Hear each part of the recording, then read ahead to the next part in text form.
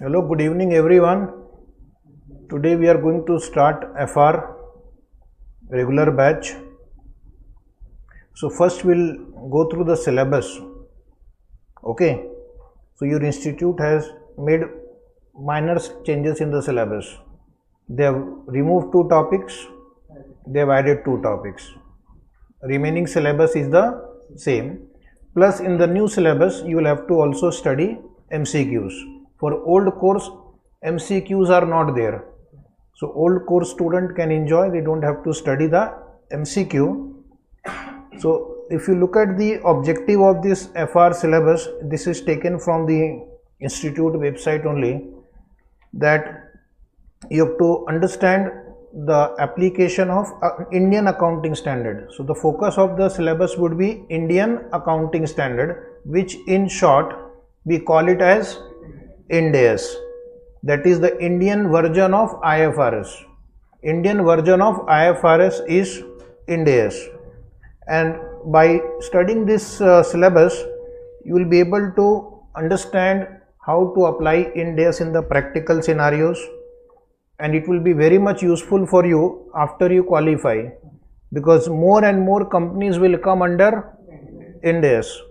More and more companies will follow Ind AS. Not only the companies which are listed are supposed to follow Ind AS.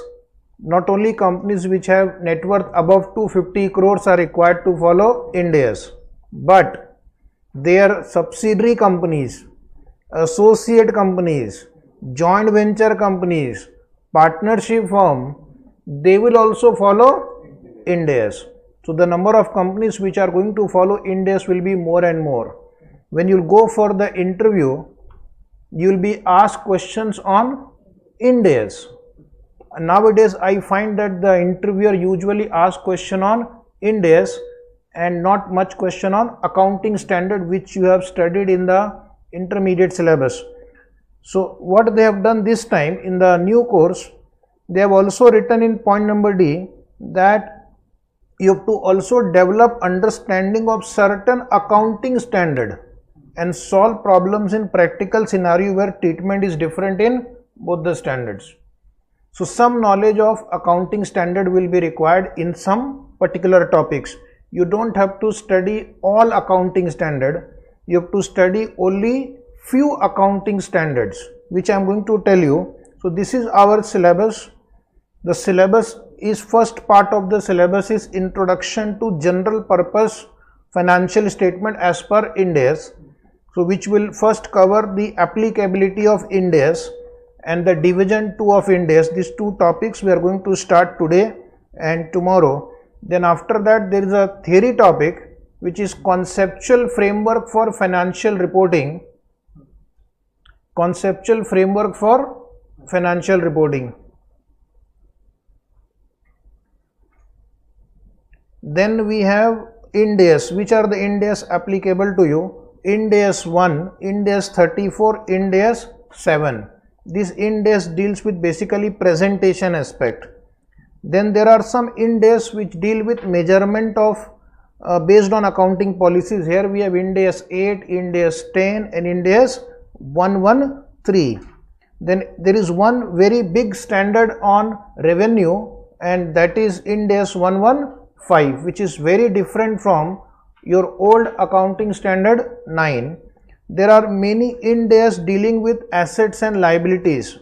Ind AS 2, Ind AS 16, Ind AS 116, Ind AS 23, Ind AS 36 impairment, Ind AS 38 intangible, Ind AS 40 investment property, Ind AS 105 non-current asset held for sale and discontinued operation, Ind AS 19 employee benefit, and Ind AS 37 provision, contingent liabilities and contingent assets.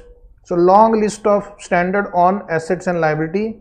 Then Ind AS on items impacting the financial statement, like Ind AS 12, which is income tax, but not the direct taxes which you learn. It is how to do the accounting of income tax in the books of account and their presentation. Ind AS 21, your favorite standard of intermediate AS 11 you have studied effect of changes in foreign exchange rate. Then there are some standards which are only dealing with disclosures. Good news, they are very easy. Ind AS 24, related party disclosure. Ind AS 33, earnings per share. But this time the earning per share will be little difficult because you have to also calculate EPS of a consolidated financial statement. And Ind AS 108, which is dealing with operating segments. Very easy, like segment report. Then we have other Ind AS. Ind AS 20, government grant. Ind AS 102, share based payment. Ind AS 41, agriculture. And then we have 3 standards dealing with financial instrument. Very lengthy, very complicated, and that is the area where you need to have lot of expertise, because every company will have financial instrument in their books. Many companies are using derivative products in their books. Okay, so which are these 3 standards? Ind AS 32, Ind AS 109 and Ind AS 107. And the lengthiest part of your syllabus is group accounting, which means consolidation. So here we are going to study business combination, Ind AS 103, and then consolidated and separate financial statement. There are 5 standards here: Ind AS 110, Ind AS 111, Ind AS 27, Ind AS 28 and Ind AS 112. So these 5 standard plus business combination together helps you in understanding group accounting, like merger, demerger, consolidation, associates, joint ventures. Okay, so we'll take all varieties of situations which are applicable to your syllabus. Then there is one topic which is never asked in the exam: applicability of financial statement as per Ind AS. So here they will be basically guiding you applying Ind AS in practical scenario, which we already cover in the earlier chapters. 2 new topics have been added in the new course, that is ethics with accounting concept, where you have to identify and explain the key ethical issues. Basically there is a chapter in auditing, professional ethics. Is it there? That same chapter with some changes have been incorporated in accounts. So I think I will become an audit teacher after that chapter 7. Okay, and maybe I will start one more subjects in future. Yes, auditing. And the last topic they have added is technology and accounting.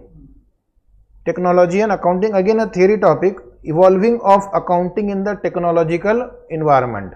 So basically how the new technology, artificial intelligence, machine learning, they are going to affect your accounting also. All of you will become outdated soon. Unnecessarily you are learning, because technology will do all the basic accounting work. Is it right? So therefore you also have to reskill yourself, evolve and learn that technology so that you can survive in future. Otherwise most of the task of an accountant will be taken care of by the technology. So that is what they have explained there. Theory topic, interesting topic. And which 2 topics they have removed from the syllabus? Corporate social responsibility, CSR, they have removed, and integrated reporting. So those 2 are theory topics substituted by 2 topics: ethics and accounting concept, technology and accounting. Is it right? And one bad news for the new course student: you have to also study AS 7. What was AS 7? Anybody? AS 7? AS 7 is your construction contract. Then AS 9, revenue. AS 19, leases. AS 22, accounting for taxation, that is deferred tax accounting. These 4 standard also you have to learn, and you have to compare the accounting under accounting standard and 115. Ind AS 115 is a combination of AS7 and AS9. It covers revenue from other operation and construction contract also. Then Ind AS 116 will be compared with AS 19. They are very different. And similarly, Ind AS 12 deferred taxation is very different from accounting standard 22. So their treatment is different. So they are asking you that you have to study those 4 standards, accounting standard. I repeat, AS7, AS9, AS19 and AS22. These 2 have to be studied so that you can understand what are the changes in the Ind AS. If any new Ind AS amendment announcement takes place, that will also become part of your syllabus in future, that we are going to provide you as and when any amendment happens. So you have to join our YouTube channel AS Foundation, and all the amendments, all new questions that will come in RTP, MTP and exam, that will also be uploaded every 6 months. So whatever is the institute syllabus right now, I have explained it to you. Is it right? This syllabus is quite vast.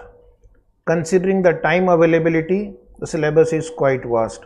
So those who are watching on YouTube channel, we will take first 5 days lecture free on YouTube channel, and those who have joined our batch, you can watch the lecture on our app, those who are learning from home, or you can watch first 5 days on YouTube. And those who are attending face to face, they can come to our Pune center located at Prestige Point. You will get the notes, hard copy of the notes. We are going to dispatch the notes one by one, because we are also updating the notes, preparing the notes. We are checking if there is any new question which has been added. In some topics they have added additional questions. In some topics they have not added anything, so it is just same which is appearing in the old course also. So we are going to dispatch the material over a period of time, and we are also going to dispatch one summary chart book which will contain summary of all Ind AS. So one day before the exam you can revise from that summary chart. Is it right? We have also provided to the student who have joined one Telegram link, and they have been added to the WhatsApp group.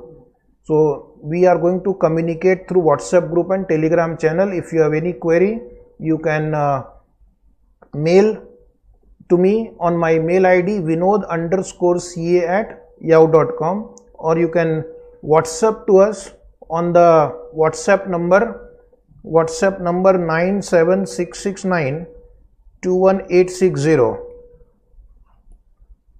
and I will ask you to join the Telegram channel, because you can ask queries to me directly and you will get the response also. Whenever you ask a query, mention the chapter name, number, question number, page number, and if possible take a photograph of the question and the answer.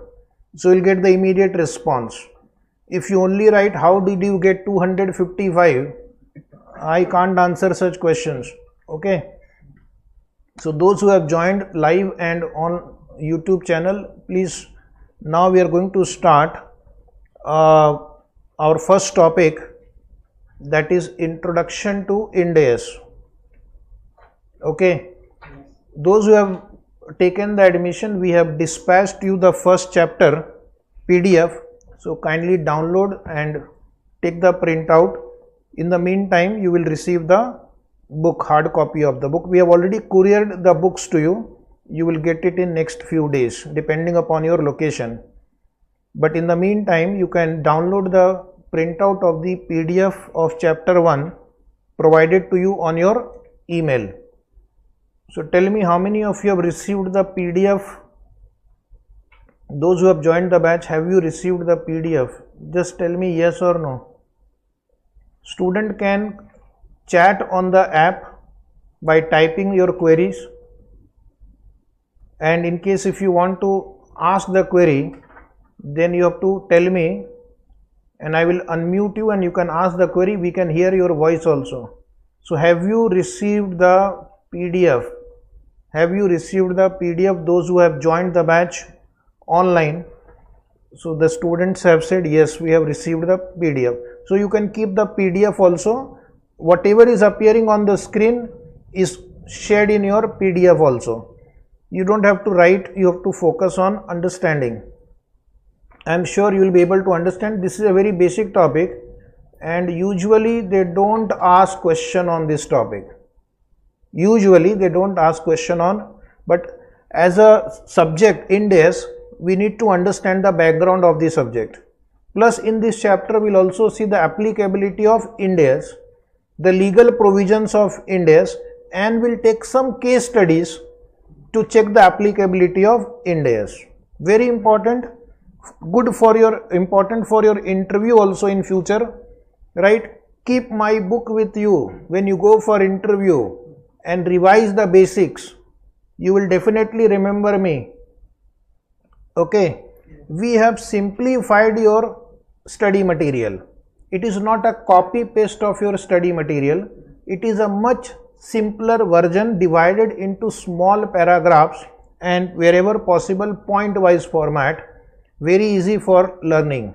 Okay, so can we start now? Yes.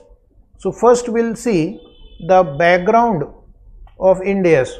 Why Ind AS were introduced in India effective from 1st April 2016. Before that we used to have accounting standard.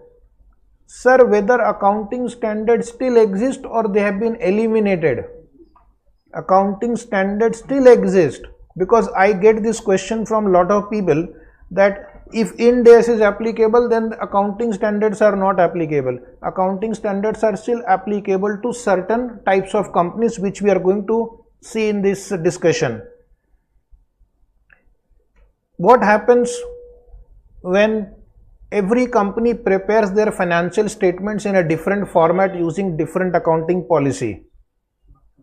They are not comparable, they are not reliable, you cannot trust them. If they want to raise funds, then you will be reluctant to give them funds. Plus, if an investor wants to invest in a company, he may not understand what is the risk and return. So globally, a thought process is going on that financial statements should be prepared in a standardized manner globally, so that even an Indian company's financial statement can be compared with a Chinese or a Japanese or a UK company financial statement, because now the capital is flowing across the globe. Investors are looking for opportunities in any part of the world, but before they put their money in a company, they need to understand their financial. And if every company, every country follows different standard, it is very difficult for the investor. India realized that. Why the capital is not flowing into our country? One of the reasons was the financial statements were not reliable, not understandable.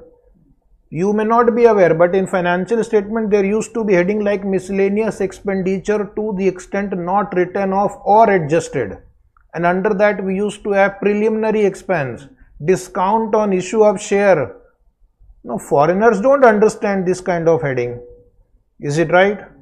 And if they don't understand, they don't know whether it is good, bad, how does it impact the valuation, etc. So India realized that potential, that if we also make our financial statement of the global standards, of high standard, high quality, then we can attract the investors.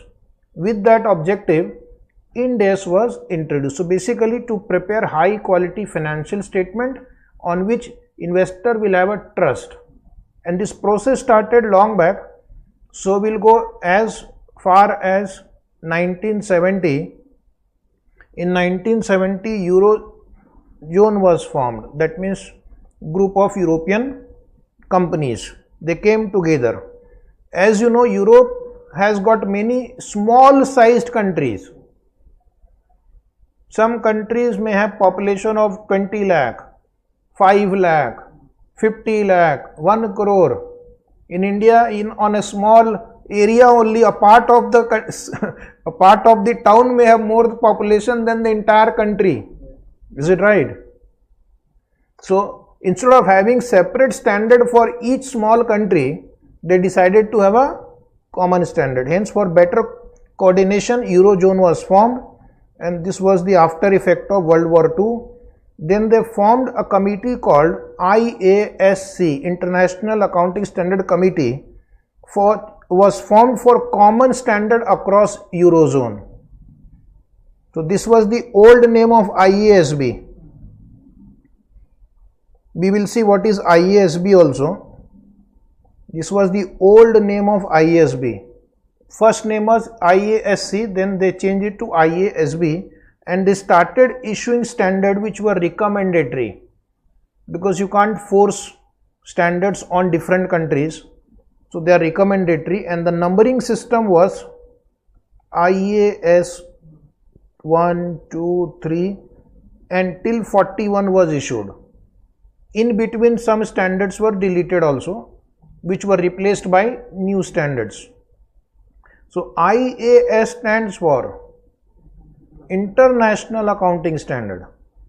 Okay, in India it is also what is that? Indian Administrative Service, but it is International Accounting Standard here, and with that background they started. The numbering was, prefix was IAS, and there was one interpretation committee also.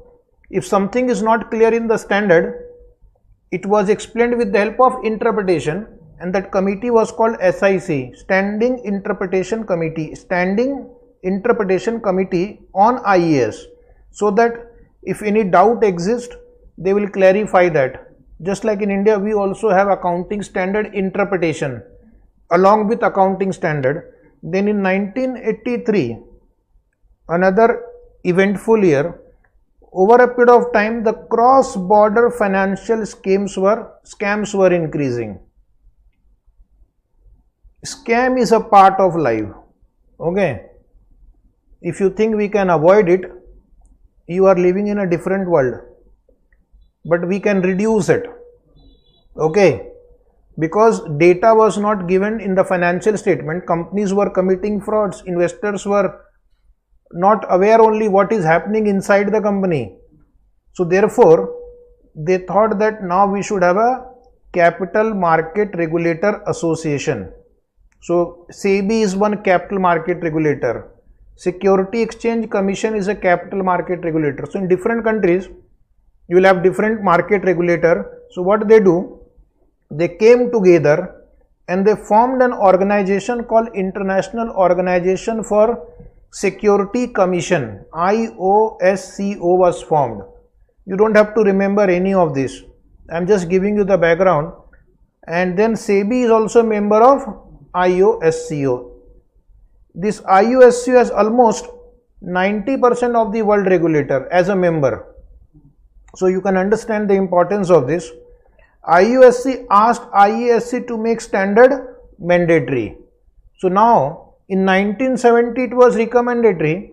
Then in 1983 the efforts were made to make IAS mandatory, because if it is recommendatory, like our traffic signal, it is recommendatory.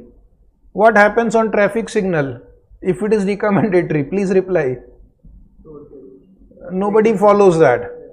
But if you make it mandatory with a policeman standing there and there is a heavy challan, heavy fine, then yes, you will follow it. So that is the reason they started making efforts to make IAS mandatory. So another year which is very important now is the year in which IASB was formed. IASC became IASB now. It was reconstituted. It is called International Accounting Standard Board, and now IASB issues standard which are called IFRS, and the numbering is IFRS 1, IFRS 2, IFRS 3, and till now 17 IFRS have been issued. Does it mean IAS does not exist? IAS also exists. They have taken all the IAS which were in existence, plus now when they issue a standard, it is given a prefix as IFRS 1, IFRS 2 and like this. Okay. So it took over all those standards which were still applicable. So you will find the numbering system is IAS 1, 2, 3, it goes up to 41, but then suddenly it starts from IFRS 1, 2, 3, 4 and up to 17 because IASC issued IAS, IASB is issuing IFRS. Both together is called International Financial Reporting Standard. From time to time the standards are reviewed, amended as per the requirement. So just like our accounting standards gets revised, the frequency of revision is even more in IFRS. And now remember, as the IFRS will change, Ind AS will also change sooner or later. There is not much gap between the change in the Ind AS also. So IFRS is the new version of IAS and it is now widely recognized as global accounting standard. How many countries follow IFRS? More than 150 countries. Globally there are approximately 200 countries, and out of that more than 150 either they have adopted IFRS or they have converged to IFRS. Okay, the numbers keeps changing because some new members will start following IFRS also. So it is now treated as a global accounting standard. The only competition to IFRS is US GAAP. Because United States of America, they say no, we will have our own set of standard. We are boss. So they are living in the wrong belief that they are the boss. So right now, which standards, how many standards are in effect? IAS 1 to IAS 41, but under that only 25 are effective. Many IAS have been deleted. Okay, and IFRS 1 to 17 are effective. Both together are known as International Financial Reporting Standard. Okay, IFRS composition now. So what you have to study in IFRS? You have to study International Accounting Standard number from 1 to 41, IFRS which were issued by IASB after April 2001, SIC which were the interpretation issued by IASC for IAS, and IFRIC. What is IFRIC now? IFRIC is the interpretation of IFRS. SIC is the interpretation of IAS. Okay. So now whenever they issue interpretation on an IFRS, it is issued by this committee called IFRIC. Full form is Interpretation by International Financial Reporting Interpretation Committee on IFRS. This is IFRIC, IFRIC. So they give interpretations on standards. Now we'll come to India. Is IFRS there in our syllabus? The answer is no. We don't have to study IFRS. But really speaking, Ind AS and IFRS are not very different from each other because Ind AS is the converged version of IFRS. There are only 7 major differences which are called carve out or carve in, and remaining standards are same. Only some nomenclature may be different here and there, but they are not major difference.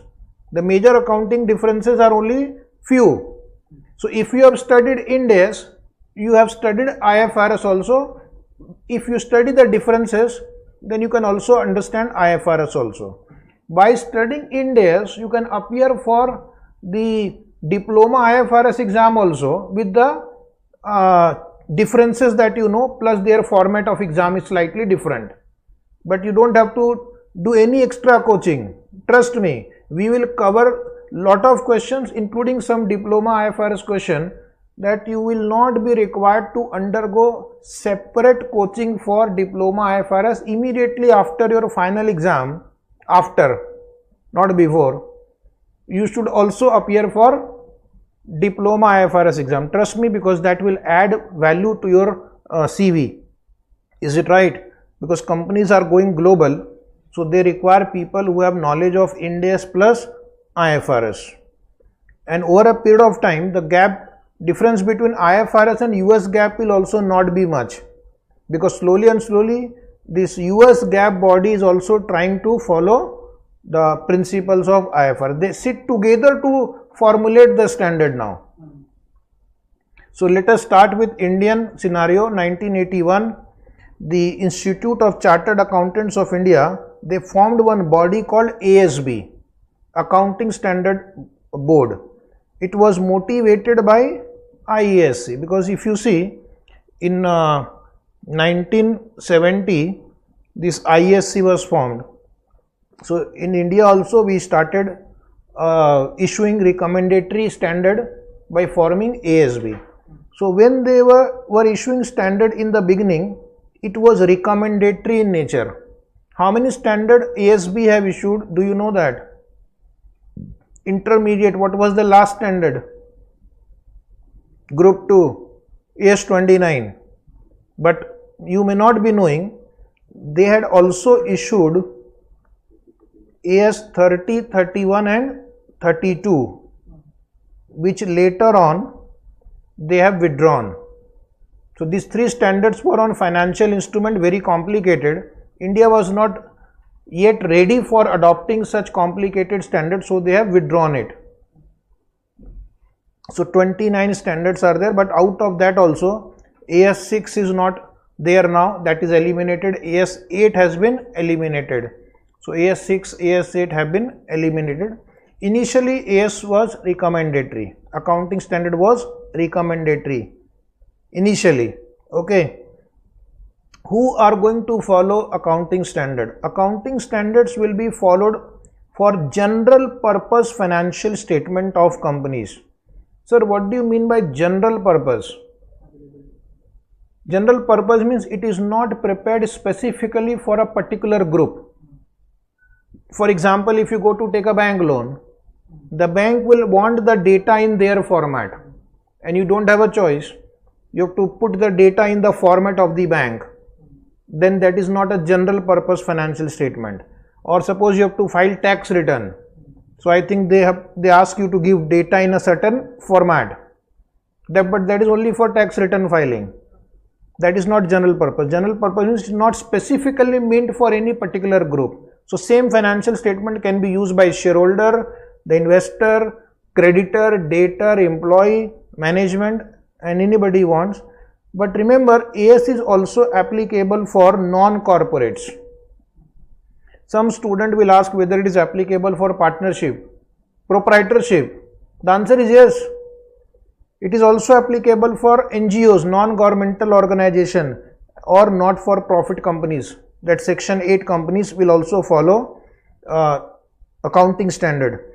Accounting standards are not applicable for tax computation. For tax computation, we follow the rules of income tax. Similarly, accounting standards are not applicable for budgets. Management will prepare budget as per their requirement. Accounting standard accounting standard to inventory says follow absorption costing for inventory valuation. But some management may simply say, no, we will follow marginal costing for decision making, because whatever fixed cost I am incurring. But for decision making, I require marginal costing. So internally, they may prepare budget based on, say for example, marginal costing, and it is okay internally, because that is how it is. Now I will come to one very important year 2006. What happened in year 2006? Before that, accounting standards were not mandatory. Although companies were following accounting standard, but it was not mandatory. So there were deviations. But in 2006, we had issued Indian Accounting Standard Rule 2006, which made accounting standard mandatory. Plus, what happened on the IFRS front? Indian government expressed its commitment to converge with IFRS. So there was a G20 meeting Okay, G20 meeting takes place nowadays quite often in India. And when G20 meeting happens, that city is beautified. And once the meeting is over, things are back to original situation. So in G20 summit, our Prime Minister MMS Manmohan Singh, okay, he committed that India will also either adopt or converge to IFRS. Because this was a complaint by the international investor that your financials are not trustworthy, reliable, comparable. So we don't want to invest in your country. So he said, don't worry, we are also going to converge to IFRS. Why India wanted to converge to IFRS? Because Indian economic environment is different than European and other developed countries' economic environment. So we are going to converge with IFRS, we are not going to adopt IFRS. What is the difference? In case if you adopt IFRS, it means you will simply take the entire IFRS as it is without any changes.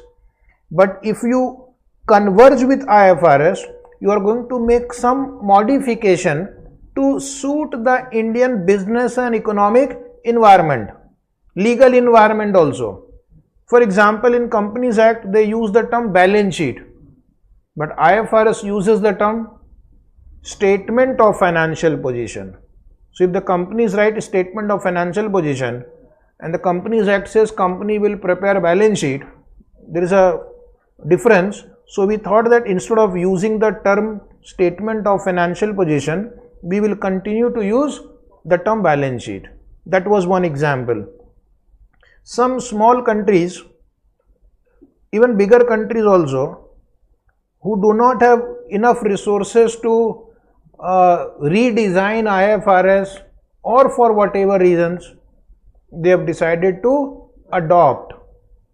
Many of them have adopted. Okay, like our neighbor, friendly neighbor, Pakistan, Canada, Bahrain, Cambodia, Sri Lanka, they have adopted IFRS. But India has decided not to adopt the IFRS. India has decided to introduce the modified version of IFRS.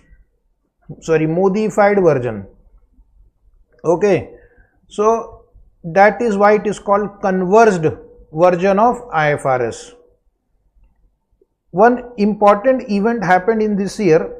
Company Accounting Standard Rules 2006 were introduced, notified, and because of that, accounting standard became mandatory. Now the auditor will have to check whether all the applicable accounting standards were followed or not.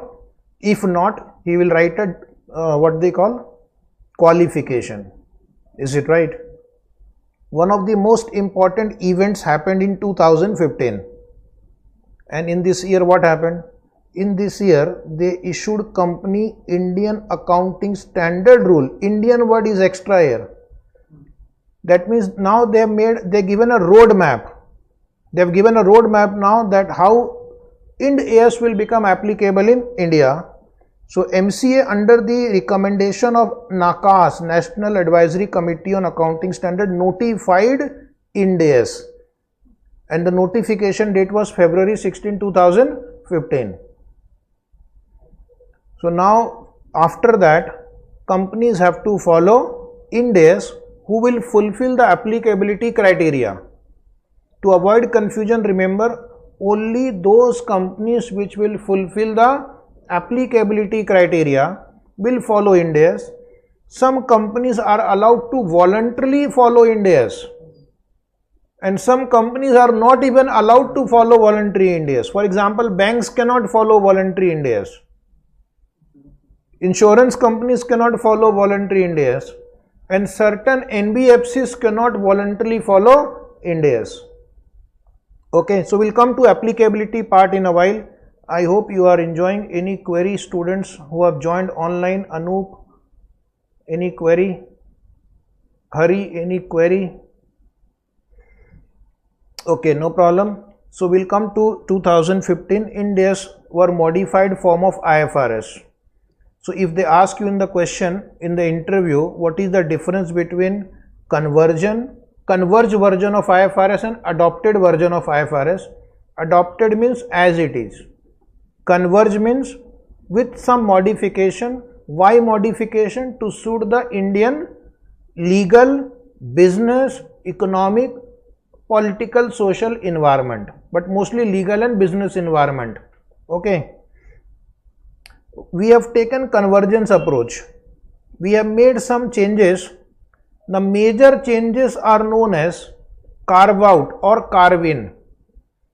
Minor changes are not carve out, carve in. Major changes are carve out and carve in. Is it right?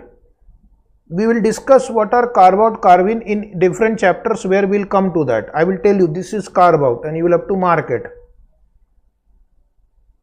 Sometimes certain things are not in the IFRS, but we have introduced that. We have introduced one important thing is in Ind AS 103. We have added one concept called common control transaction, which is not in IFRS, but India has made that addition in our standard, which what you call in intermediate pooling of interest method of amalgamation. In IFRS there is nothing like pooling of interest method, but we have brought that in our accounting. So that I will discuss in Ind AS 103, that is carve in. Something new was added, and there are few omissions also, something we have not considered in our standard, they are called carve out. Okay. If there is carve in or carve out, then you have to give more disclosures.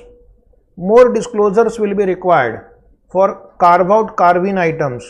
So what we'll do, these differences or the modification that we have made, we will divide into three categories. We will divide into three categories of changes. That is the difference between Ind AS and IFRS will be broadly divided into three categories. First category, which is not carve out, carve in. It is just the changes in terminology used. Example, we will call balance sheet. In IFRS they call it statement of financial position. We will call statement of profit and loss. In IFRS it is called statement of comprehensive income. The reason is that we want to use the same terminology which is used in law, Companies Act. So Companies Act was passed in 2013. So that time they used the term like balance sheet, statement of profit and loss. So either I have to amend company law or I have to amend IFRS, which is easier. Modifying IFRS is easier because changing the law means parliament approval etc. would be required. Parliament people are busy in right now buying and selling the MLA and MPs only. They don't have time for other things. Next point number 2.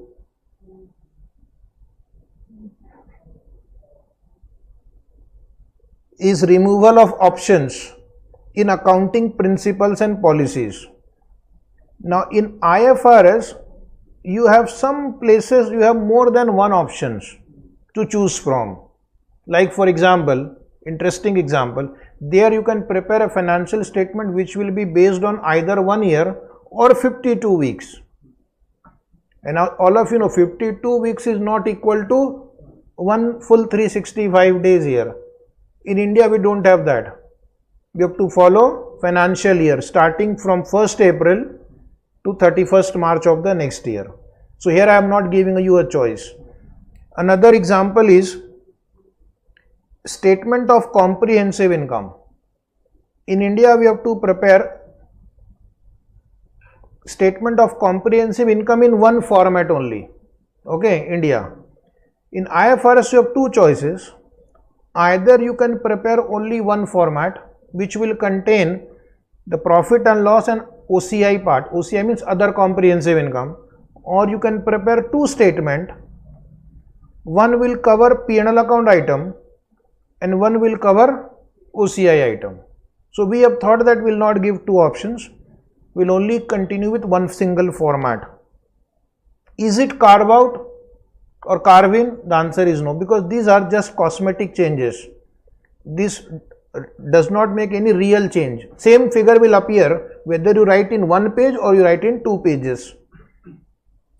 But the third type of differences are called carve out and carve in. These are called major differences. First was change in terminology. Second was certain options were removed. And the third one, which are major ones, they are called carve out, carve in, where there is a major deviation between Ind AS and IFRS. Okay, major deviation, because we will see later under IFRS, if you default on balance sheet, even if you get it rectified by the balance sheet date, they say it is a current liability, because your default was there on the balance sheet date. What our brainy people did in Ind AS, they said if you have defaulted on balance sheet but you got it rectified before the balance sheet is approved by the director, it will go back to non-current liability. How does it make a difference?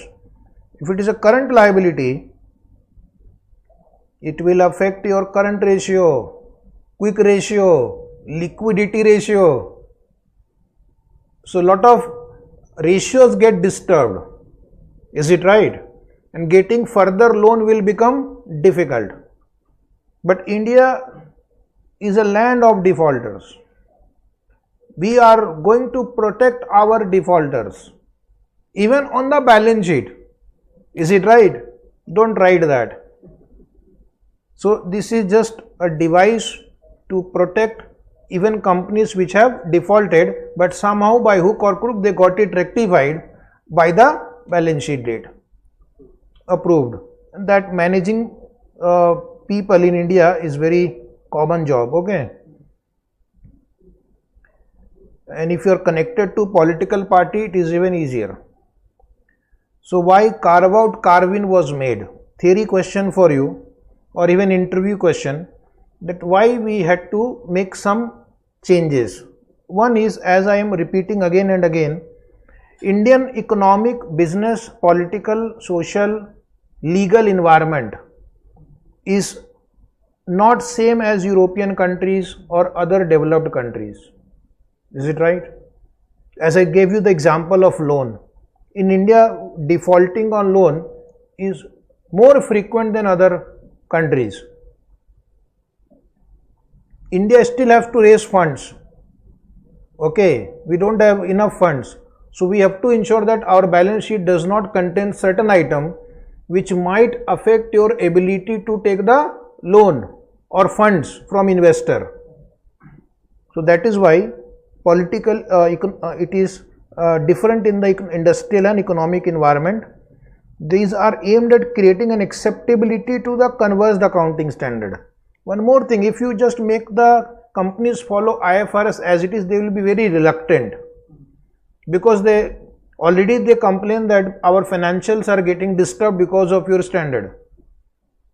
Banks are not following the Ind AS right now, because every time RBI wants to make the banks follow Ind AS, then a lobby starts and they postpone it. The reason is that under RBI regulation, NPA is declared after 90 days. Under Ind AS 109, a financial asset becomes credit impaired after 30 days. So imagine lot of loans and advances of banks which are right now not an NPA will become an NPA, and the provision requirement is also very harsh in Ind AS. It is much more than what RBI prescribes. Banks will probably start showing losses. NBFCs will start showing losses. And that is why every time RBI wants to introduce Ind AS, banks says we are not yet ready, our system is not ready, our people are not yet ready. Okay. And that is why they have to make these carve-in, carve-outs. But sooner and or later, these carve-in, carve-outs will get eliminated. Because if India has to really become a global power, then the standards also have to be of the global standard. Otherwise, you will not get funding.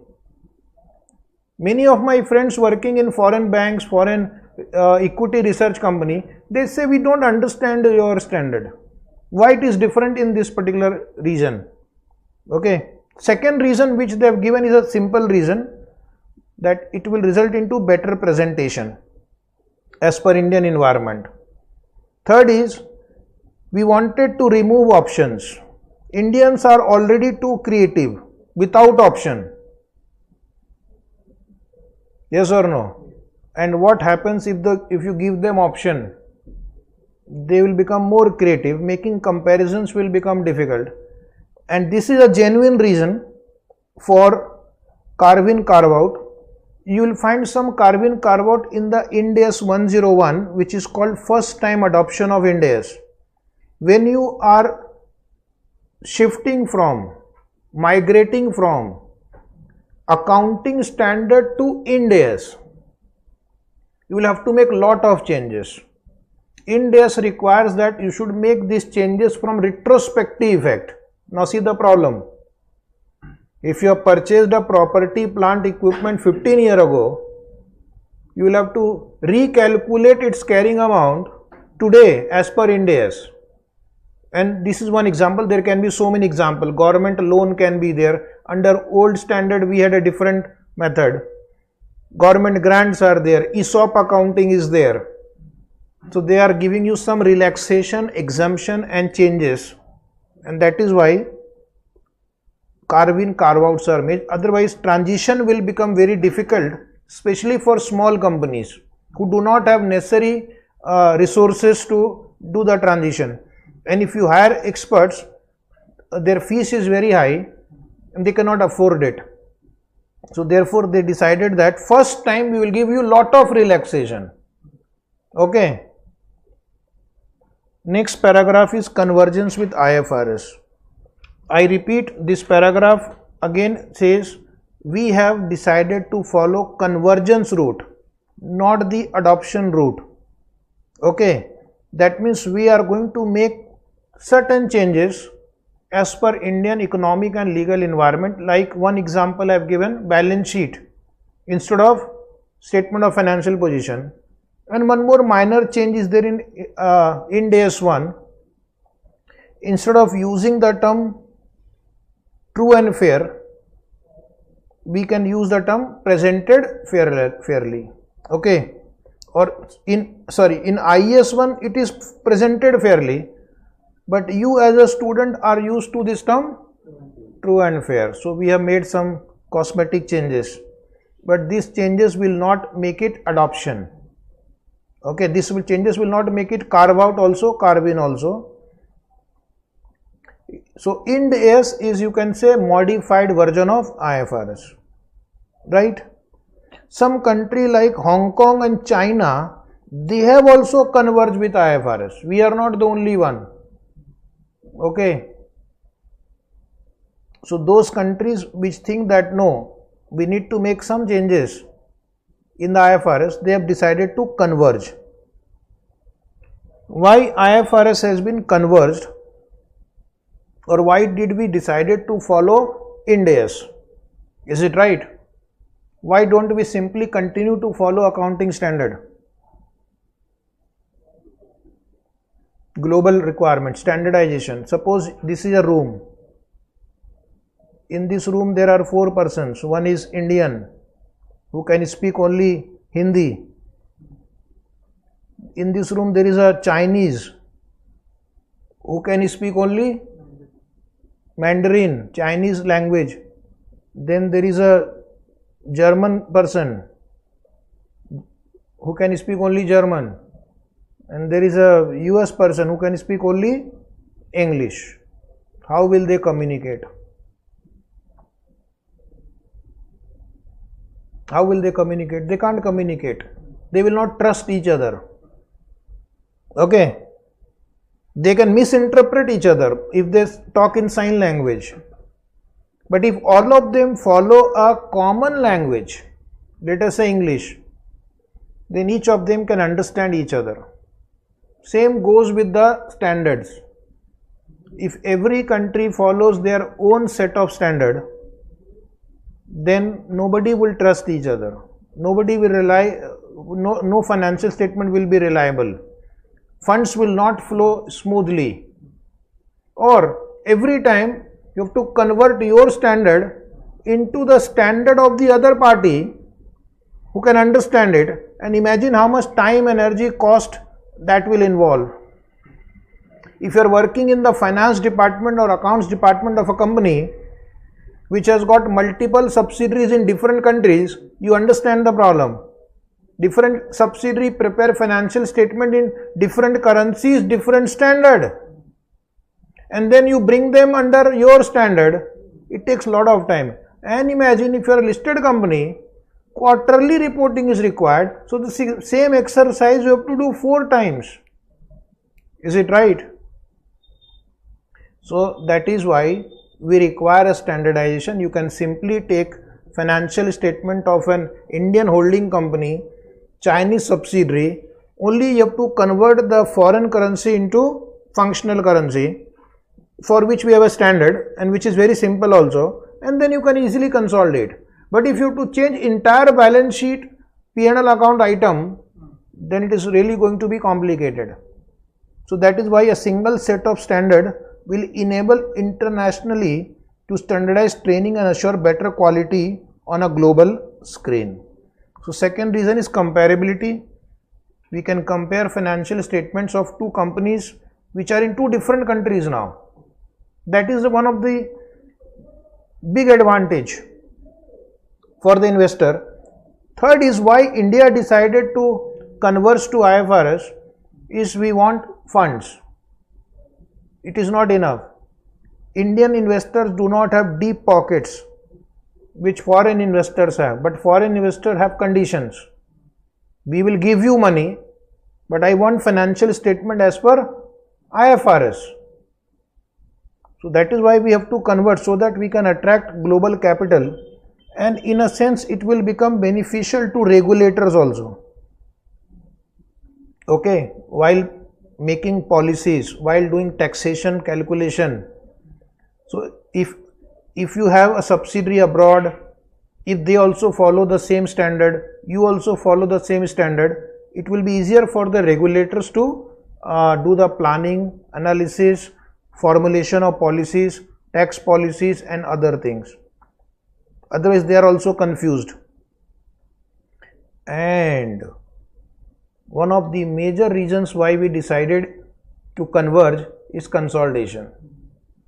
When this Ind AS was not there, see the problem that used to happen.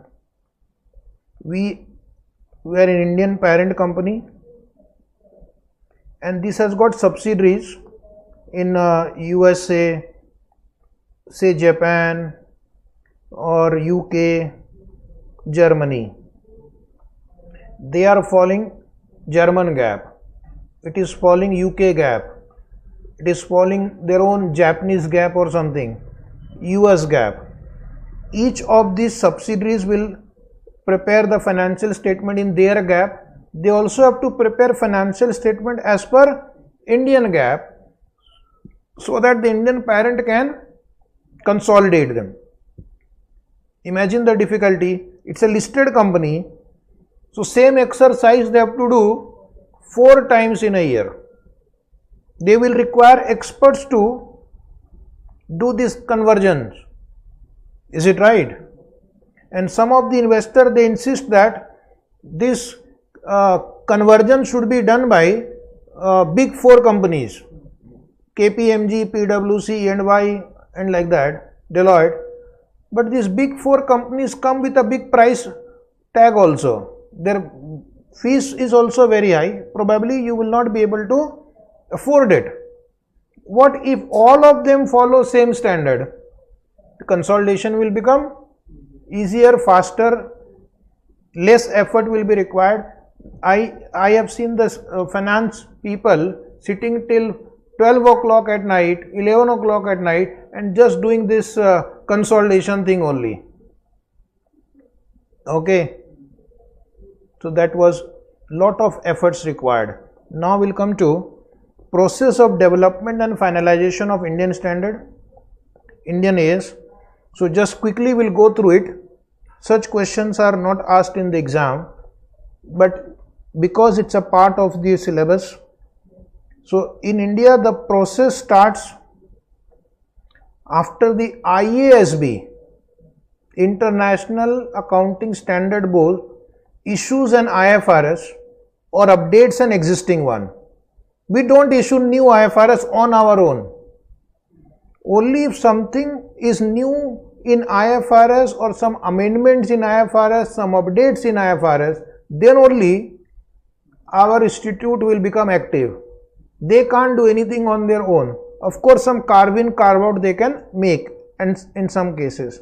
So this is IASB, it has issued an IFRS. Then deliberation and consideration of draft Ind AS in line with IFRS by ASB. So ASB becomes active now. So ASB will always look at IFRS. Is something happening? Is it right? Like a detective looking at the window. Something is happening. Oh, let us inform the institute. Okay? And then the institute will sit down and it will issue a draft Ind AS.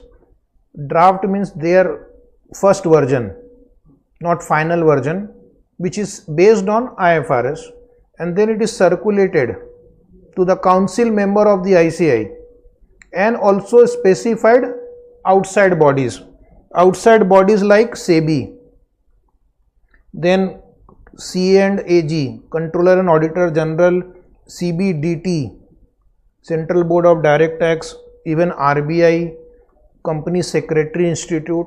So some outside agencies or organizations, they are also shared this draft, and then issue of exposure draft for public comment. If you look at the institute website, they will come out with exposure draft. Before that, sorry, we will go to this one. Meeting with the representative of the specified outside bodies to ascertain their views. So they will call the meeting of people from SEBI, C&AG, CBDT, RBI, Company Secretary Institute, and that ICMA Institute, and they will offer their suggestion. After receiving their suggestion, they will incorporate in the draft and issue exposure draft for public comment now. So you will find on the ICI website, even you can comment. You can say that no, I want that it should be like this. So then they start collecting comments from a large number of people and they will prepare a final draft. The final draft is submitted to NFRA. What is that NFRA? I forgot. National Financial Reporting Authority with recommendation, and then NFRA, if it is satisfied, it will notify Ind AS under Companies Act. So a notification will come in the official gazette with all the text of that standard, and then it will become applicable. They will also mention from which date it is applicable. Is it right? So one day you can also join Accounting Standard Board and you can also issue standards. It is not impossible. You can do it. Now next is on which we will solve about 7 or 8 questions. So listen to me carefully. These questions are from the material. So anything from the study material is very important from the exam point of view. Applicability of Ind AS. So Ministry of Corporate Affairs have notified companies Indian Accounting Standard Rule that I have told you. So right now how many Ind AS have been notified which are applicable? 39. I will tell you the list later on which are those 39 standard, and then it has also given a road map. Road map means how the Ind AS will be applied by different entities. So we have 2 types of entities. One is NBFC. For them the road map is different, and other than NBFC for which the road map is different. Right now Ind AS are not applicable to banking and insurance company. they have been postponed till further notification. With respect to bank, RBI will issue the notification, and with respect to insurance company, IRDA will issue notification. In fact, there is a IFRS 4 which is called insurance contract, but not applicable to us anymore right now, and there is an IFRS 17 which is again insurance contract. The same standard have been amended, but right now in India it is not applicable. So IFRS 4 is not applicable, which is the old version. IFRS 17 is not applicable, which is the new version.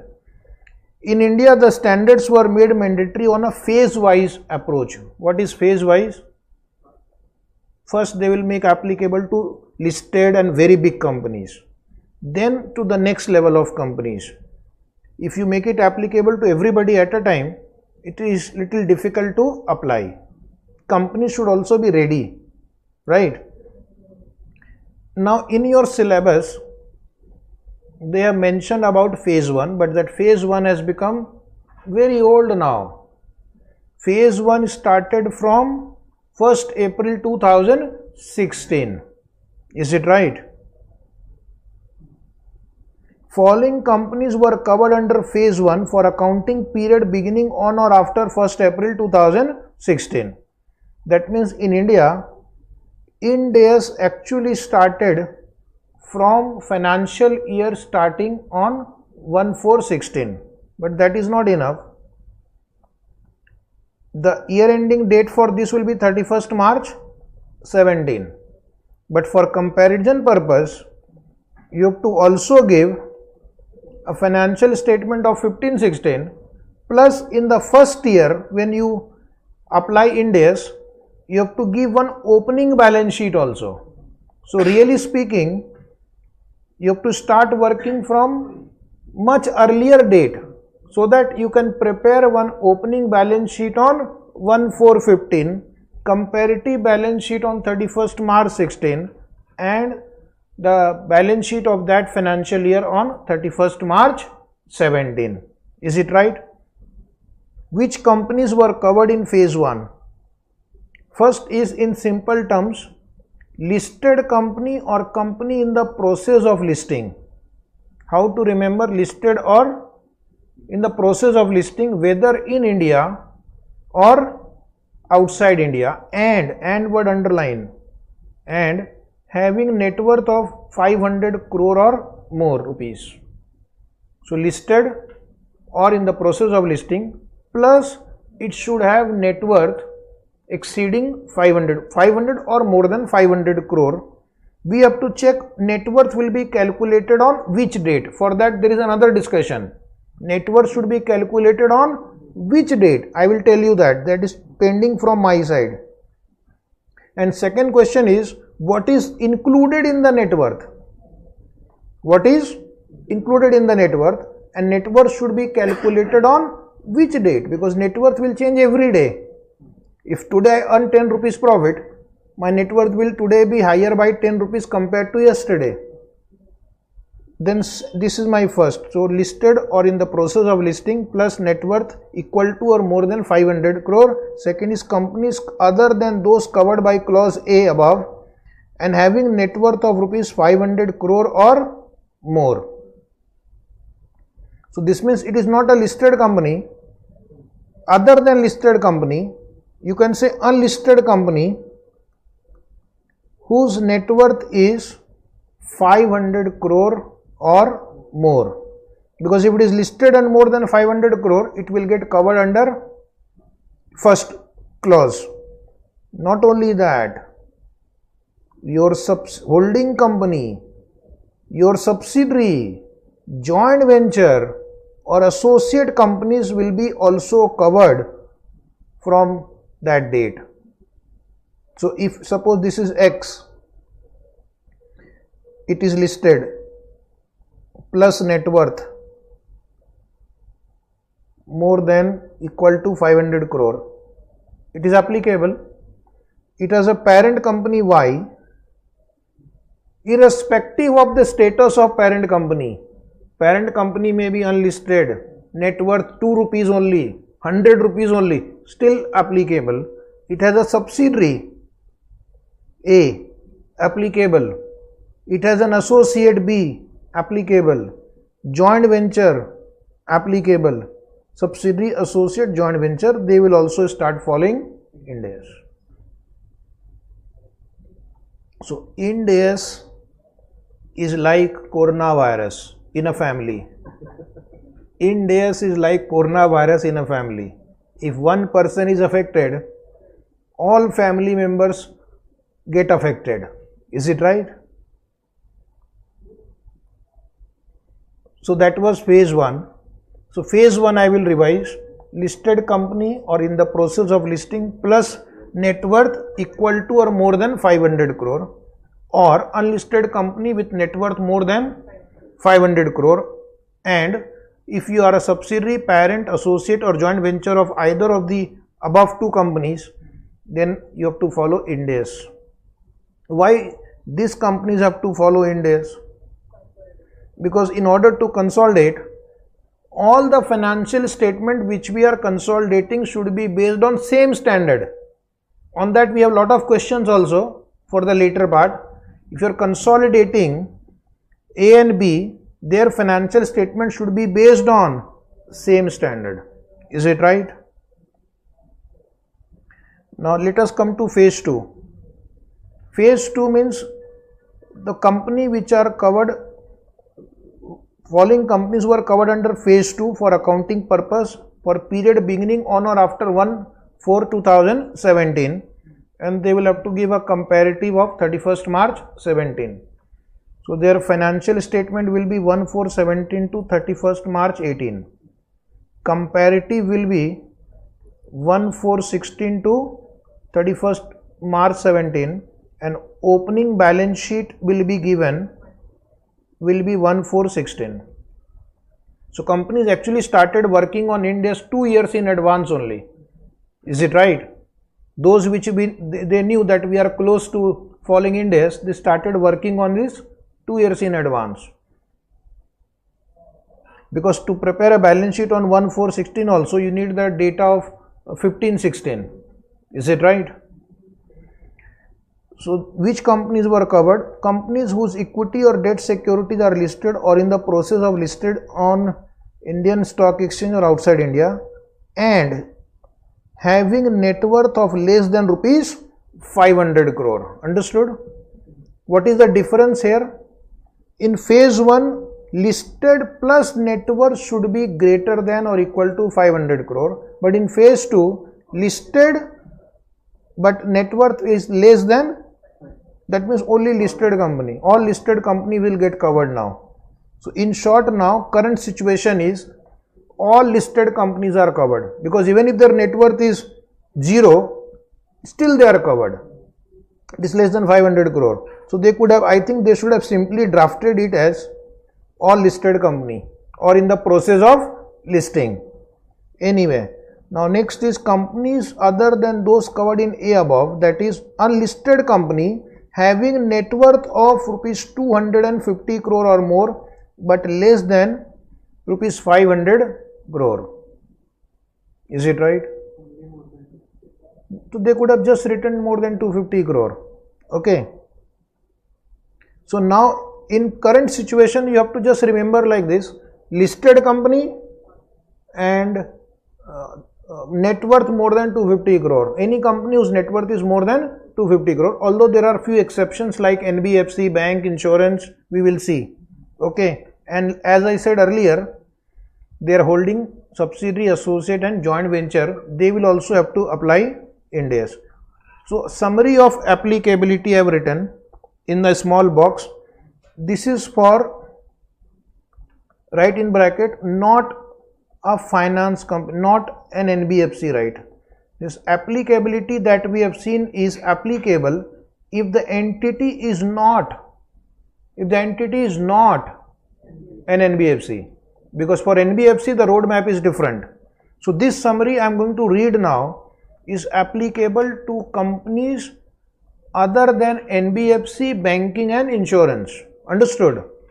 So in short, I will remember as on date, Really speaking, only this much should be given in the notes, that as on date listed companies in the process of listing any security, whether it is a debt or equity, on any exchange, whether India or outside India, and companies whose net worth is, unlisted companies whose net worth is or equal to, net worth is, you can just put a sign of equal to also, greater than or equal to 250 crore on the 31st March of the previous year. Can you see that? 31st March of the previous year. So now what I'll do, every year I have to check on 31st March what is the net worth of the company. So this is your current practice now. Now you don't have to remember 2016, 17, etc. because we have crossed so many years. So every year end you have to see what is the net worth, and if it exceeds 250 crore, immediately from the next year Ind AS will become applicable. So suppose this is 31st March 23, your net worth is greater than 250 crore, then from 1/4/23 you have to apply Ind AS. Is it right? So company will have to apply Ind AS immediately from the next year. What if it falls below 250 crore? What if it falls below 250 crore next year? I will tell you later. That is also a part of the syllabus. Once Ind AS is applied, then it is applied forever. Then even if the net worth falls below 250 crore, or even if it becomes an unlisted company from listed to unlisted, then also it will continue to apply Ind AS. Once you become CA, you are CA forever. You don't have to check what you do afterwards, okay? So you can become a film artist, you are still a CA. You don't have to appear for the exam. Once a CA, always a CA. Once Ind AS, always Ind AS. Now we'll come to NBFC. NBFCs were given relaxation in the initial year, because the reason is, in India the problem of bad debt is very high, in case of NBFCs also, because people take loan, they don't repay, then they have to present it in the balance sheet as outstanding. If I apply Ind AS, many of these NBFCs would have reported losses, lower profit. And what happens when you report lower profit? Share prices will fall down, collapse. Okay, so therefore they were given some time to improve their financials, and that is why to NBFCs the applicability was postponed for some years. So they are going to apply Ind AS in two phases. Phase 1 is for accounting period covered starting on or after 1st April 18, and they will have to give a comparative of 31st March 18. So 1/4/18 to 31st March 19 will be their first financial statement under Ind AS, and you will give a comparative which will cover the period 1/4/17 to 31st March 18 with an opening balance sheet on 1/4/17. Same thing applies here also. Now which NBFCs will apply Ind AS from 1/4/18? Those NBFC whose net worth is 500 crore or more, whether listed or unlisted, and holding subsidiary, associate, joint venture. They are holding subsidiary, associate and joint venture of NBFCs already covered under clause A above, other than companies already covered under Ind AS roadmap for non-financial companies. But if any company, any subsidiary is already covered under Ind AS, which is a non-finance company, then they have already been covered. So no problem with that.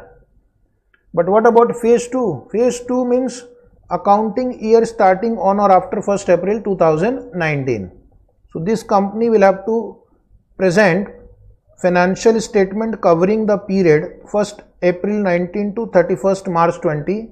Comparative will be 1/4/18 to 31st March 19, and one opening balance sheet will be given as on 1/4/18, and which are covered here listed or in the process of listing, listed or in the process of listing, plus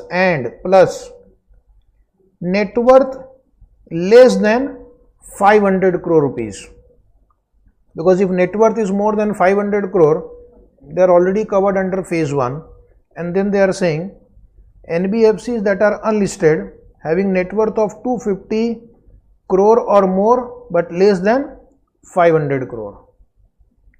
To put both these phases together, now it is simple. If it is a listed NBFC, Ind AS is applicable, or if its net worth is 250 crore or above, Ind AS is applicable. So for which NBFC Ind AS is not applicable right now? Unlisted and net worth below 250 crore. But if it is applicable to NBFC, it is also applicable to its holding subsidiary, associate, joint venture company which are covered under A and B, other than companies already covered under Ind AS roadmap for non-financial companies. So if those non-financial companies are already covered, then they will have to follow Ind AS in any case. So I have made a small summary for NBFC also. Summary, write down. Summary of applicability for NBFC. As on date, today, if somebody asks you whether this NBFC will follow Ind AS or not, you just have to look at these 3 points. Whether it is a listed or in the process of listing, in India or outside India, any stock exchange, yes, applicable. Whether its net worth is equal to or more than, write a sign of equal to here, equal to or more than 250 crore on 31st March of the previous year, yes, Ind AS is applicable. And whether it is a holding subsidiary, joint venture or associate of companies covered above, then Ind AS is applicable to them. So this is my current position. Unnecessary asking phase wise question is useless after so many years, but they have asked, so we have to reply. Okay. So application of Ind AS to NBFC. Now understand that there can be a situation where parent is NBFC and subsidiary, associate, joint venture can be not NBFC, or there can be situation where parent can be non-NBFC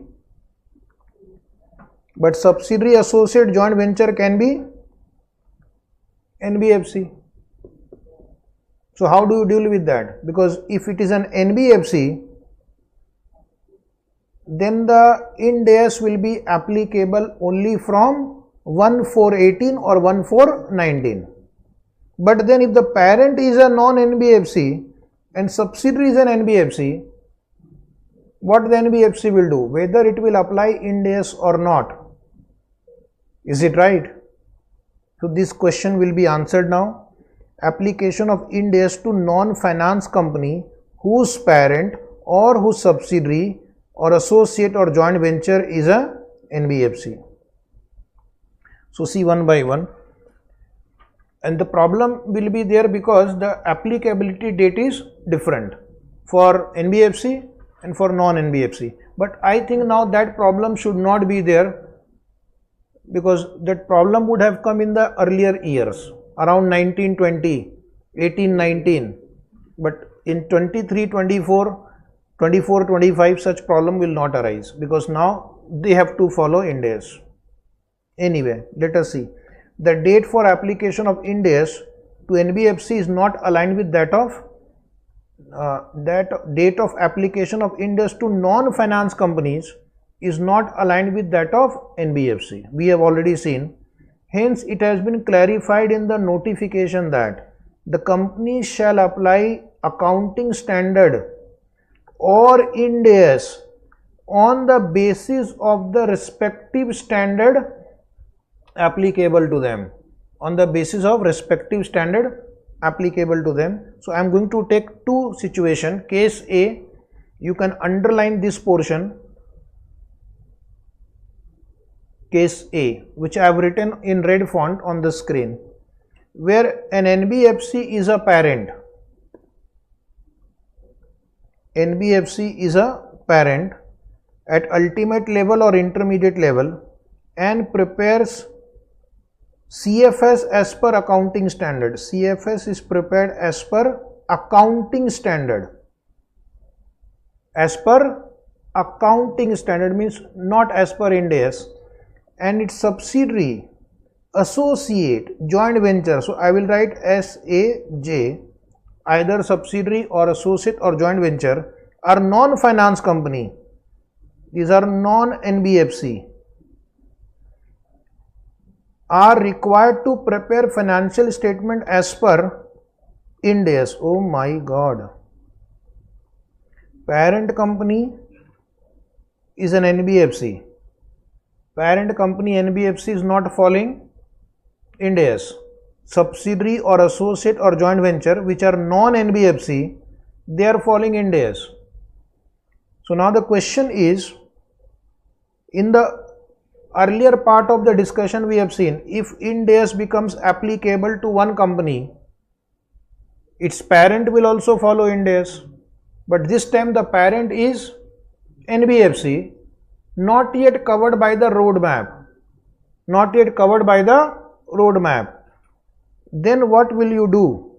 Then such subsidiary, associate and joint venture shall prepare its financial statement as per Ind AS. So their financial statement will be as per Ind AS only, because Ind AS is applicable to them. Now the question is, you will answer, for consolidation purpose here,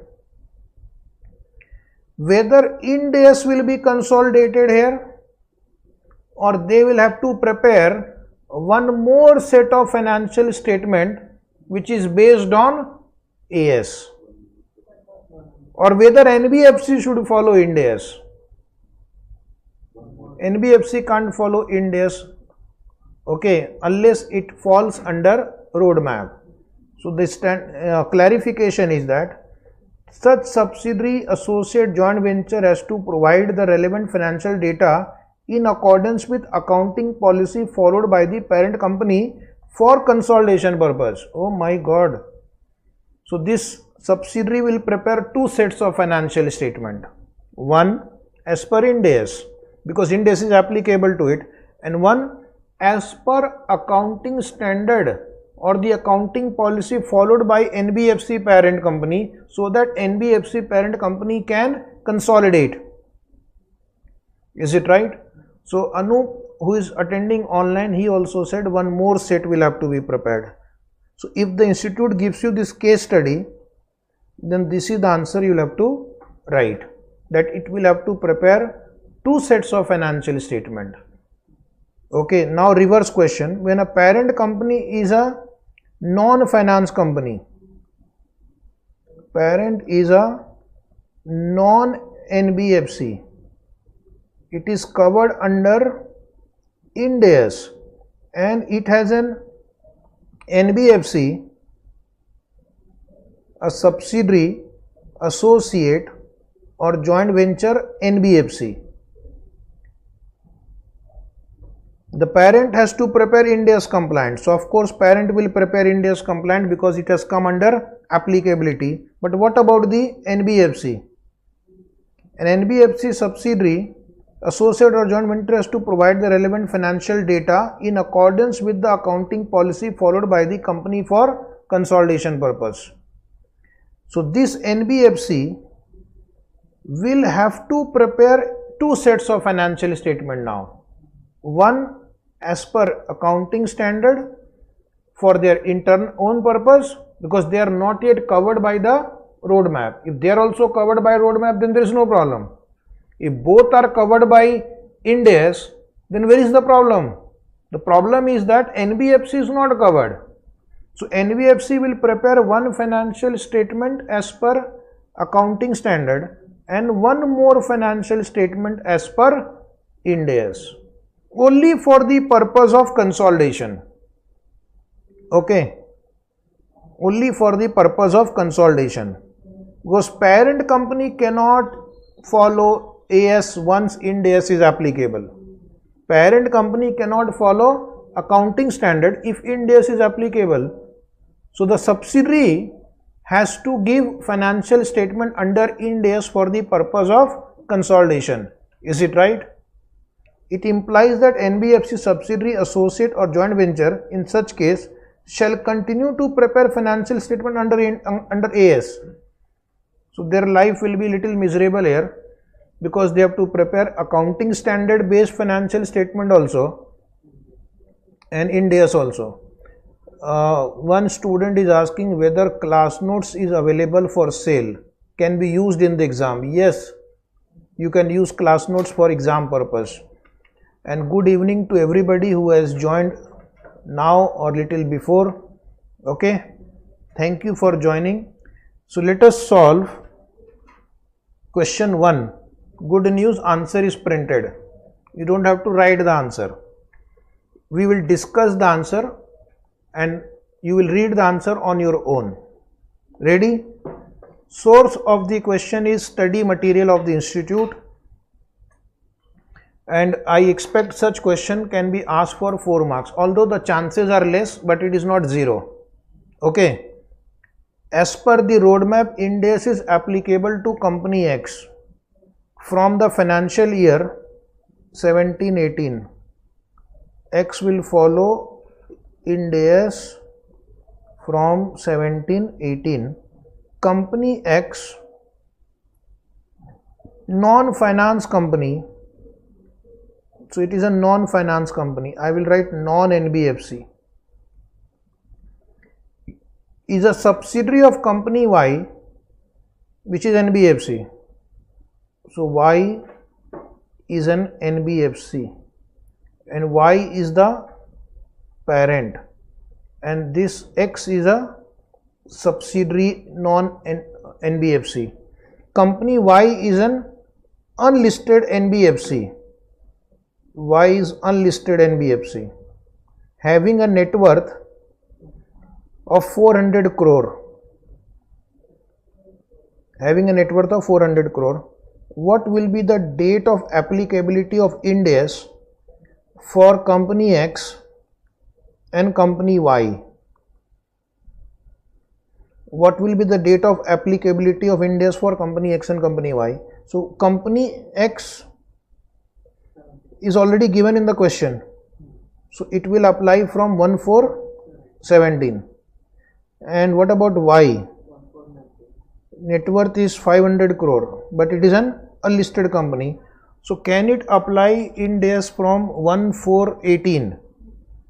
1/4/18. For 1/4/18, its net worth should be 500 crore or more, but it is only 400 crore. Okay. And from phase 2 applicable, either it is a listed company or unlisted company whose net worth is 250 crore or more. So this will be applicable from 1/4/19. Okay. What will be the date of applicability? If Ind AS applicability date for the parent NBFC is different from the applicability date of corporate subsidiary, so parent will apply from 1/4/19. Then how will the consolidated financial statement of parent NBFC will be prepared? So before 1/4/19 it will prepare as per accounting standard, and the subsidiary will prepare 2 sets of financial statement. One as per accounting standard for consolidation with NBFC, and one as per Ind AS because Ind AS is applicable to it. Is it right?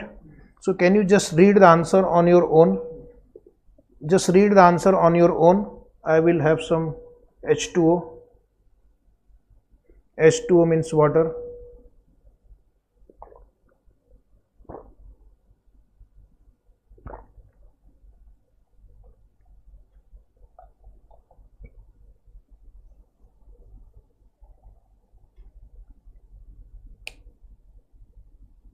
Is the answer right?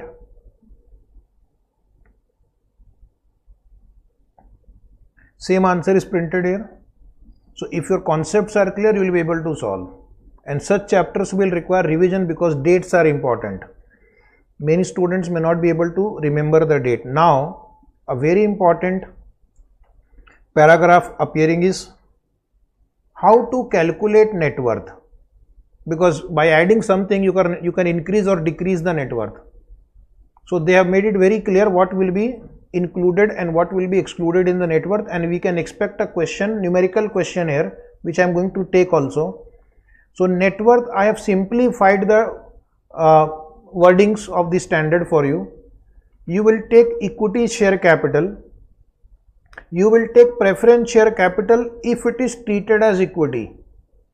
If it is treated as equity. Under the Ind AS 32, preference share can be equity or liability. But under the old accounting standard, it was treated like share capital only. This concept of equity and liability for preference share has come only under Ind AS. But because I was not preparing Ind AS financial statement, which financial statement we are talking about here? Prepared under accounting standard.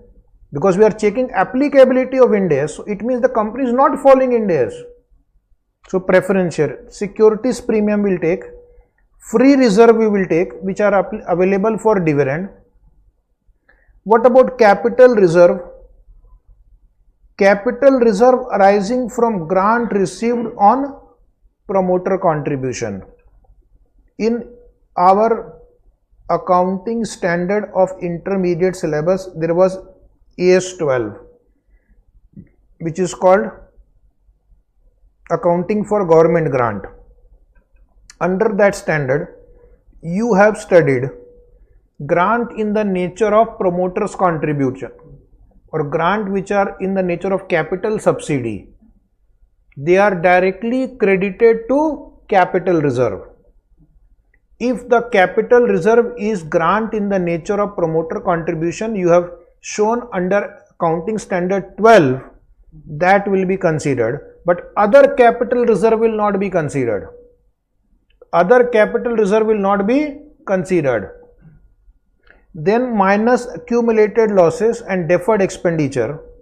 That means if you have a loss in the balance sheet, P&L account, debit balance, any deferred expenditure, any miscellaneous expenditure not written off like discount on issue of debenture, preliminary expense, underwriting commission, if it is appearing, then you have to reduce it as per the audited balance sheet. Then I have mentioned some important notes because you will get a question on this. Do not include any other capital reserve or any specific reserve. Any specific reserve like development rebate reserve, investment allowance reserve will not be considered. This is clarified by the institute in FAQ, frequently asked question. So if you do the search on Google, you will find one FAQs on applicability.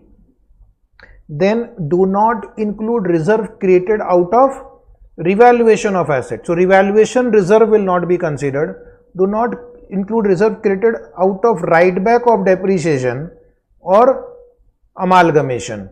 So this is mentioned in the applicability rules itself, that revaluation reserve created out of write back of depreciation or amalgamation will not be considered. Now the question student had asked me in the earlier batch was, why grant in the nature of capital contribution shown as capital reserve is treated as net worth? Because under IFRS, even the grant in the nature of promoter contribution is called free reserve, and therefore we decided that we will include that in the free reserve. Then what about share forfeiture account?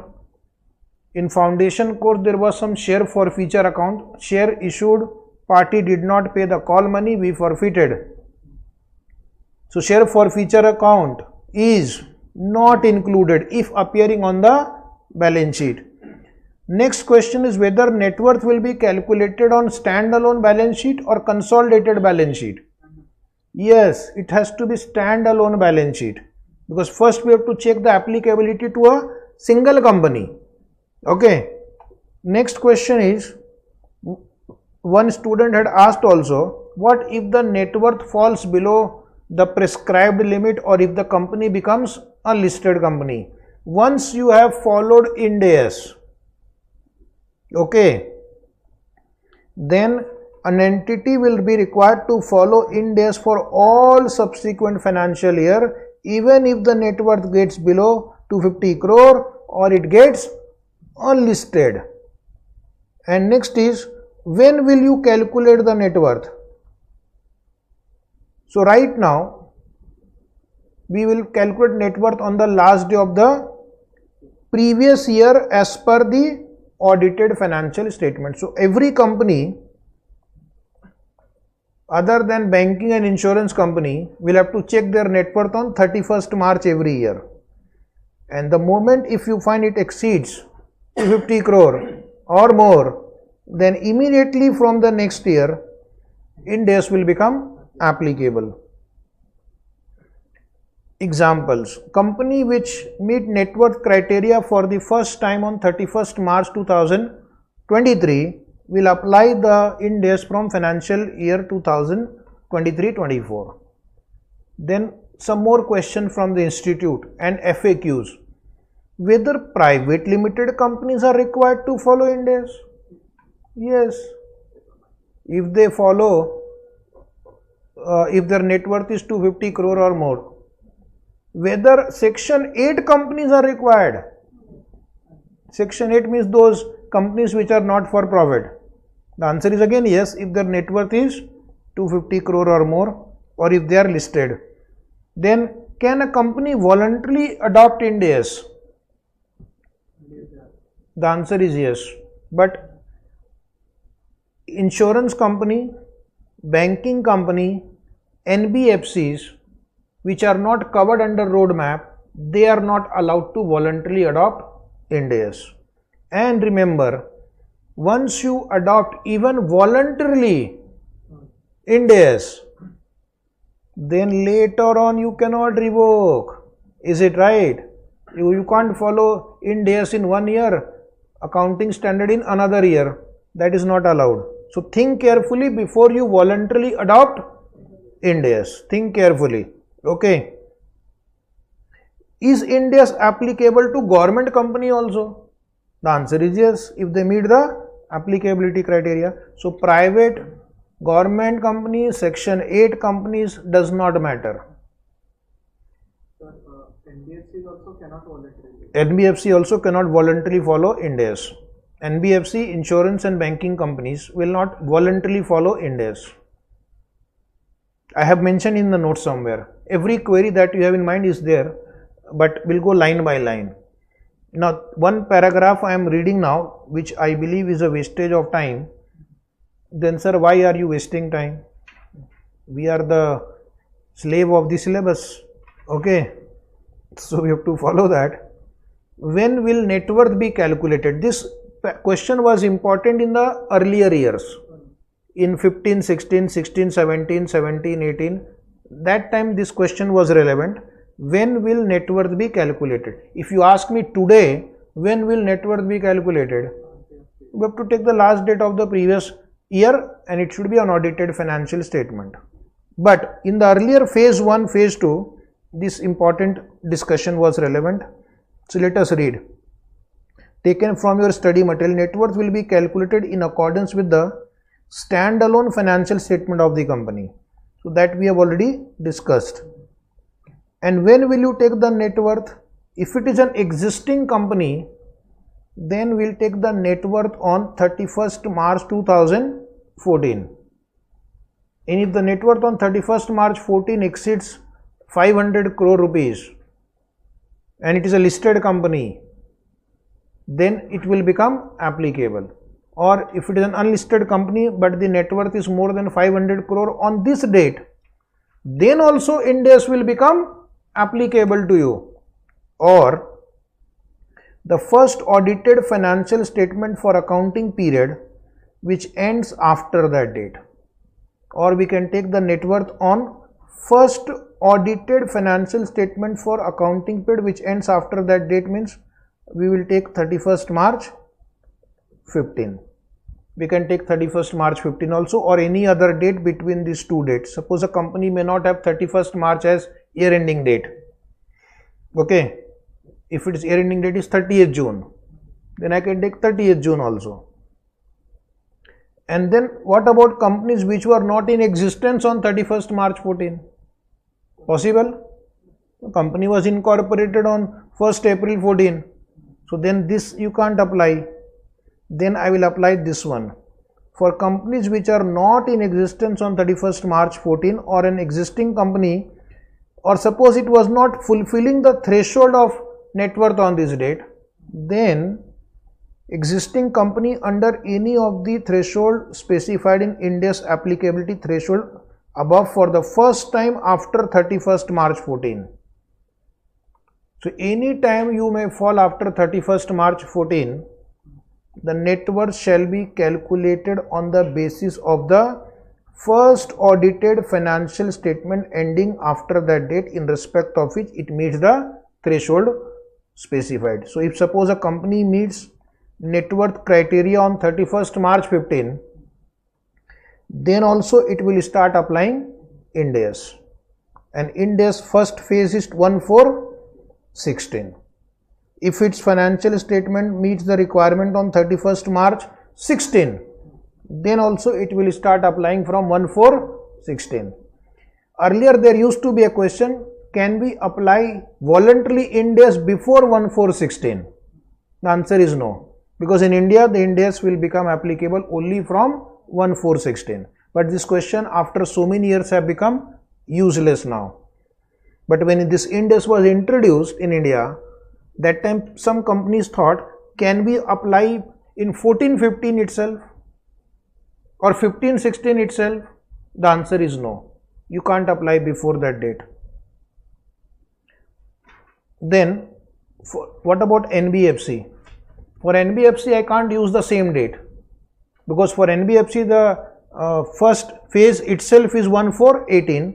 So for NBFC they have said the net worth will be calculated as per standalone on 31st March 16, or the first audited financial statement for accounting period which ends after that date. Is it right? So if you meet the net worth criteria here or here, Ind AS will become applicable to that NBFC. But as on date, we have to just keep on checking every previous year ending date, and if it is more than 250 crore or it gets listed, the standard will be Ind AS will become applicable. Now what about NBFC which are not in existence on 31st March 16? Then, or an existing NBFC which was not fulfilling net worth criteria here, the net worth will be calculated on the basis of the first audited financial statement ending after that date in respect of which it meets the threshold now. So this is about NBFC. For NBFC the net worth date is 31st March 16. For other than NBFC the net worth date was 31st March 14. If it doesn't fulfill on 31st March 14 or 31st March 16, then any next audited financial statement on which it meets the requirement, we are going to take that. Is it right? For applicability.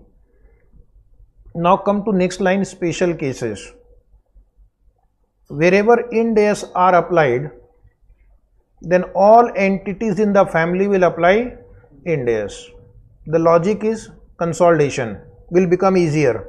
It means if A Limited applies Ind AS, then following entities will also apply Ind AS: subsidiary, associate, joint venture, parent, even LLP, because LLP is also consolidated, and even the partnership firm in which A Limited is a partner.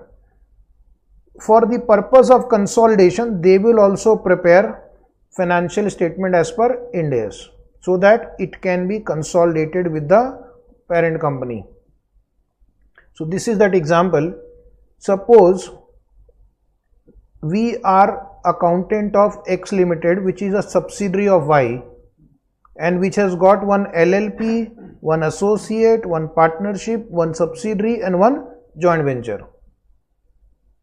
So Ind AS will become applicable to Y, which is a parent company, N, which is an LP, and X Limited is the designated partner, K Limited, which is the associate of X, P Limited, which is a partnership firm in which Y Limited is partner, Z Limited, which is a subsidiary of X Limited, and B Limited, where X Limited is a venturer.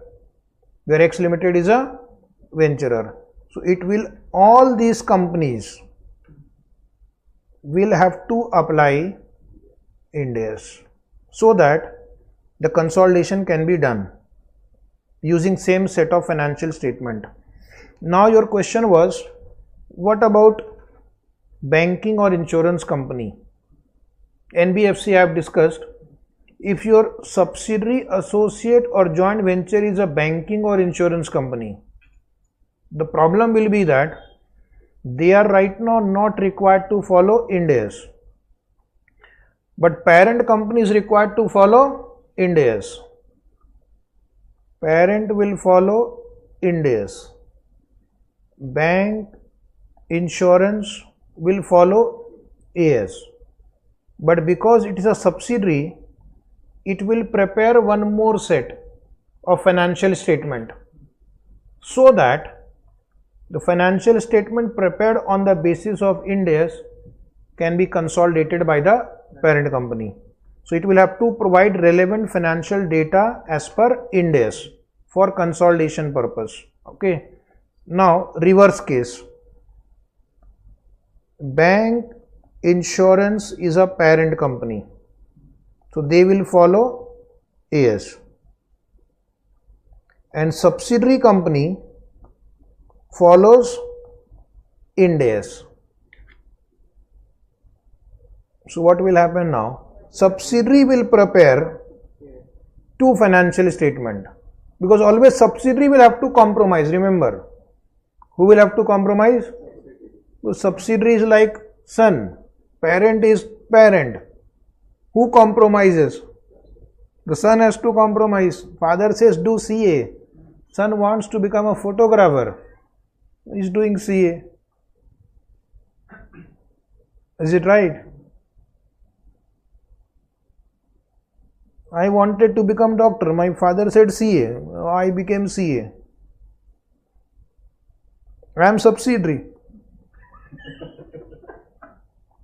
So subsidiary will have to compromise and prepare financial statement in the manner parent desires. Now another interesting case is overseas company is a parent company. Will overseas parent company follow Ind AS if subsidiary follow Ind AS? The answer is no, because Companies Act applies to Indian companies which are registered under the Companies Act 2013 or 1956. So therefore they will not apply Ind AS. Reverse. Subsidiary is in foreign country, parent is in India, and parent follows Ind AS. This subsidiary will prepare two financial statement now. One is as per respective standard of that country. For example, if it is a US subsidiary, US GAAP, and it has to prepare one financial as per, they will provide data as per Ind AS, so that this Ind AS financial statement can be consolidated by the parent company. So that way you have to remember subsidiary will compromise. What about banking company? RBI has postponed the implementation till further notice. What about insurance or insurers? IRDA has postponed till further notice. What about voluntary adoption of NBFC, banking and insurance company? I have written a small one-line note. They are not allowed to even voluntarily adopt Ind AS. What about companies which are listed on Small and medium exchange. Have you heard SME exchange? Yes.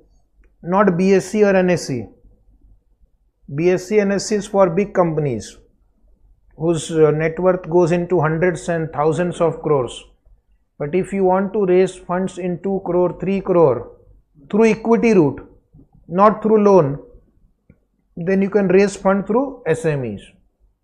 The answer is, even though they are listed on SME exchange, Ind AS is not applicable just because they are listed on SME exchange. Of course, if they fulfill any other requirement, then Ind AS is applicable. Whether it is applicable to real estate investment funds, very popular nowadays. That means, suppose you want to invest in a real estate, a 10 crore property. You know that its price will appreciate, but you don't have money, you have only 1 lakh rupees. So you can invest in this real estate investment fund. So they collect 1 lakh, 5 lakh, 10 lakh from lakhs of people, thousands of people, like mutual fund, but their specialization is investment in only real estate. It's like mutual fund units. Okay. And similarly, we have infrastructure investment fund. They are called INVIT. Okay, INVIT, INVIT, infrastructure investment fund. So they are also mandatorily required by SEBI to follow Ind AS, because public money and big time public money is involved. And mutual funds from 1/4/23 notified by SEBI will become, they will also follow Ind AS now. Slowly and slowly they will make more and more company follow Ind AS, and over a period of time that accounting standard will be removed from India. That is the plan, but that will take some more years. And then after a few years, maybe after 5 or 10 years, only Ind AS will remain.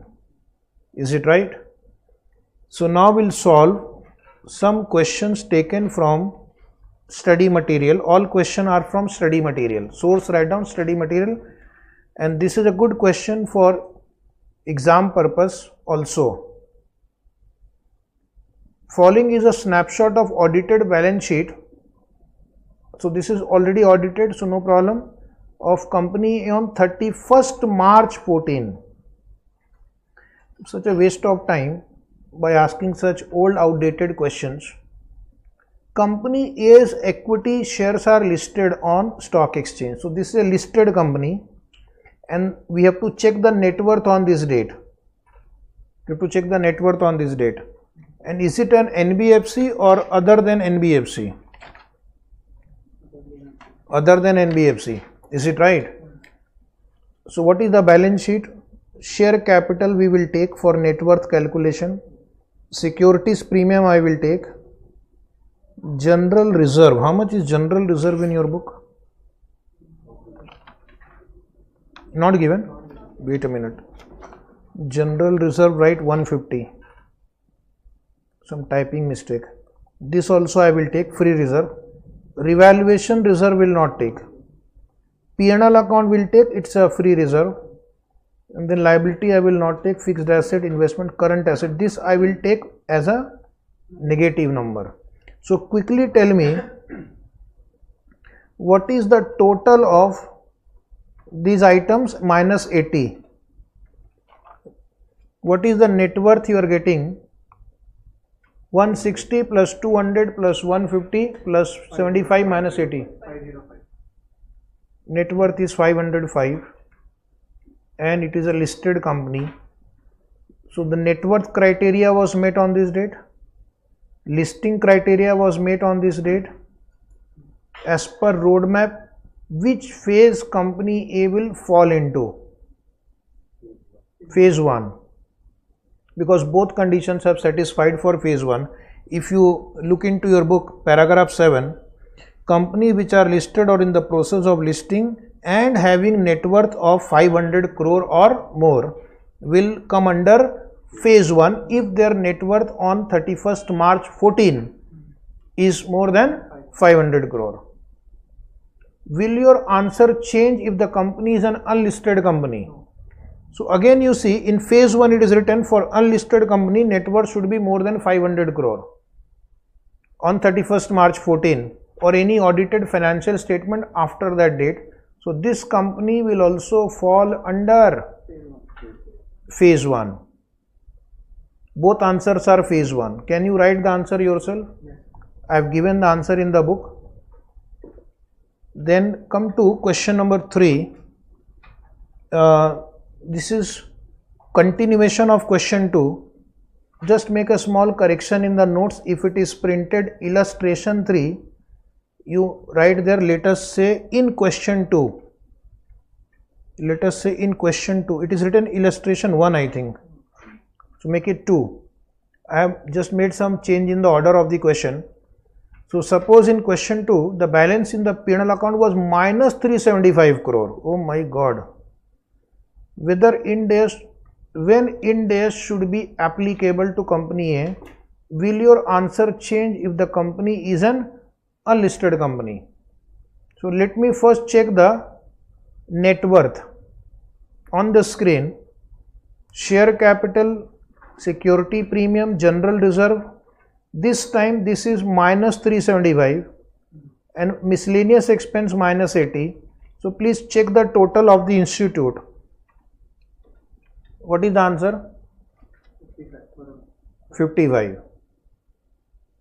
It is a listed company is satisfied. Net worth should be greater than or equal to 500. Not satisfied. So first clause A is not satisfied. Then phase, so this answer will be not phase 2 because phase 2 because listed company can follow phase 2. Listed company can follow phase 2. So phase 2. Then suppose second question, it is unlisted company. For unlisted company, if it has to come under phase 1, the net worth should be greater than or equal to 500, not complied with. And for phase 2, it should be 250 crore or more, but that I don't know. So the answer will be depending upon year in which the net worth criteria is satisfied. You don't write phase 2 because for unlisted company, in phase 2 also the net worth should be 250. So 250 is also not satisfied.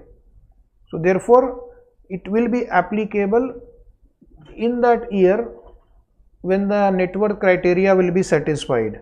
Okay. So see the last line of the answer. If it is an unlisted company, Ind AS would not be applicable until it breaches the net worth criteria mentioned in the roadmap. So it may not be applicable for many more years because it is unlisted and its net worth is just 55 crore. From 55 crore to 250 crore is not easy, boss. 4 times you have to make profit. Okay. Or you have to raise funds of the difference. Making a loss of 375 crore, getting funding is also not easy. Okay.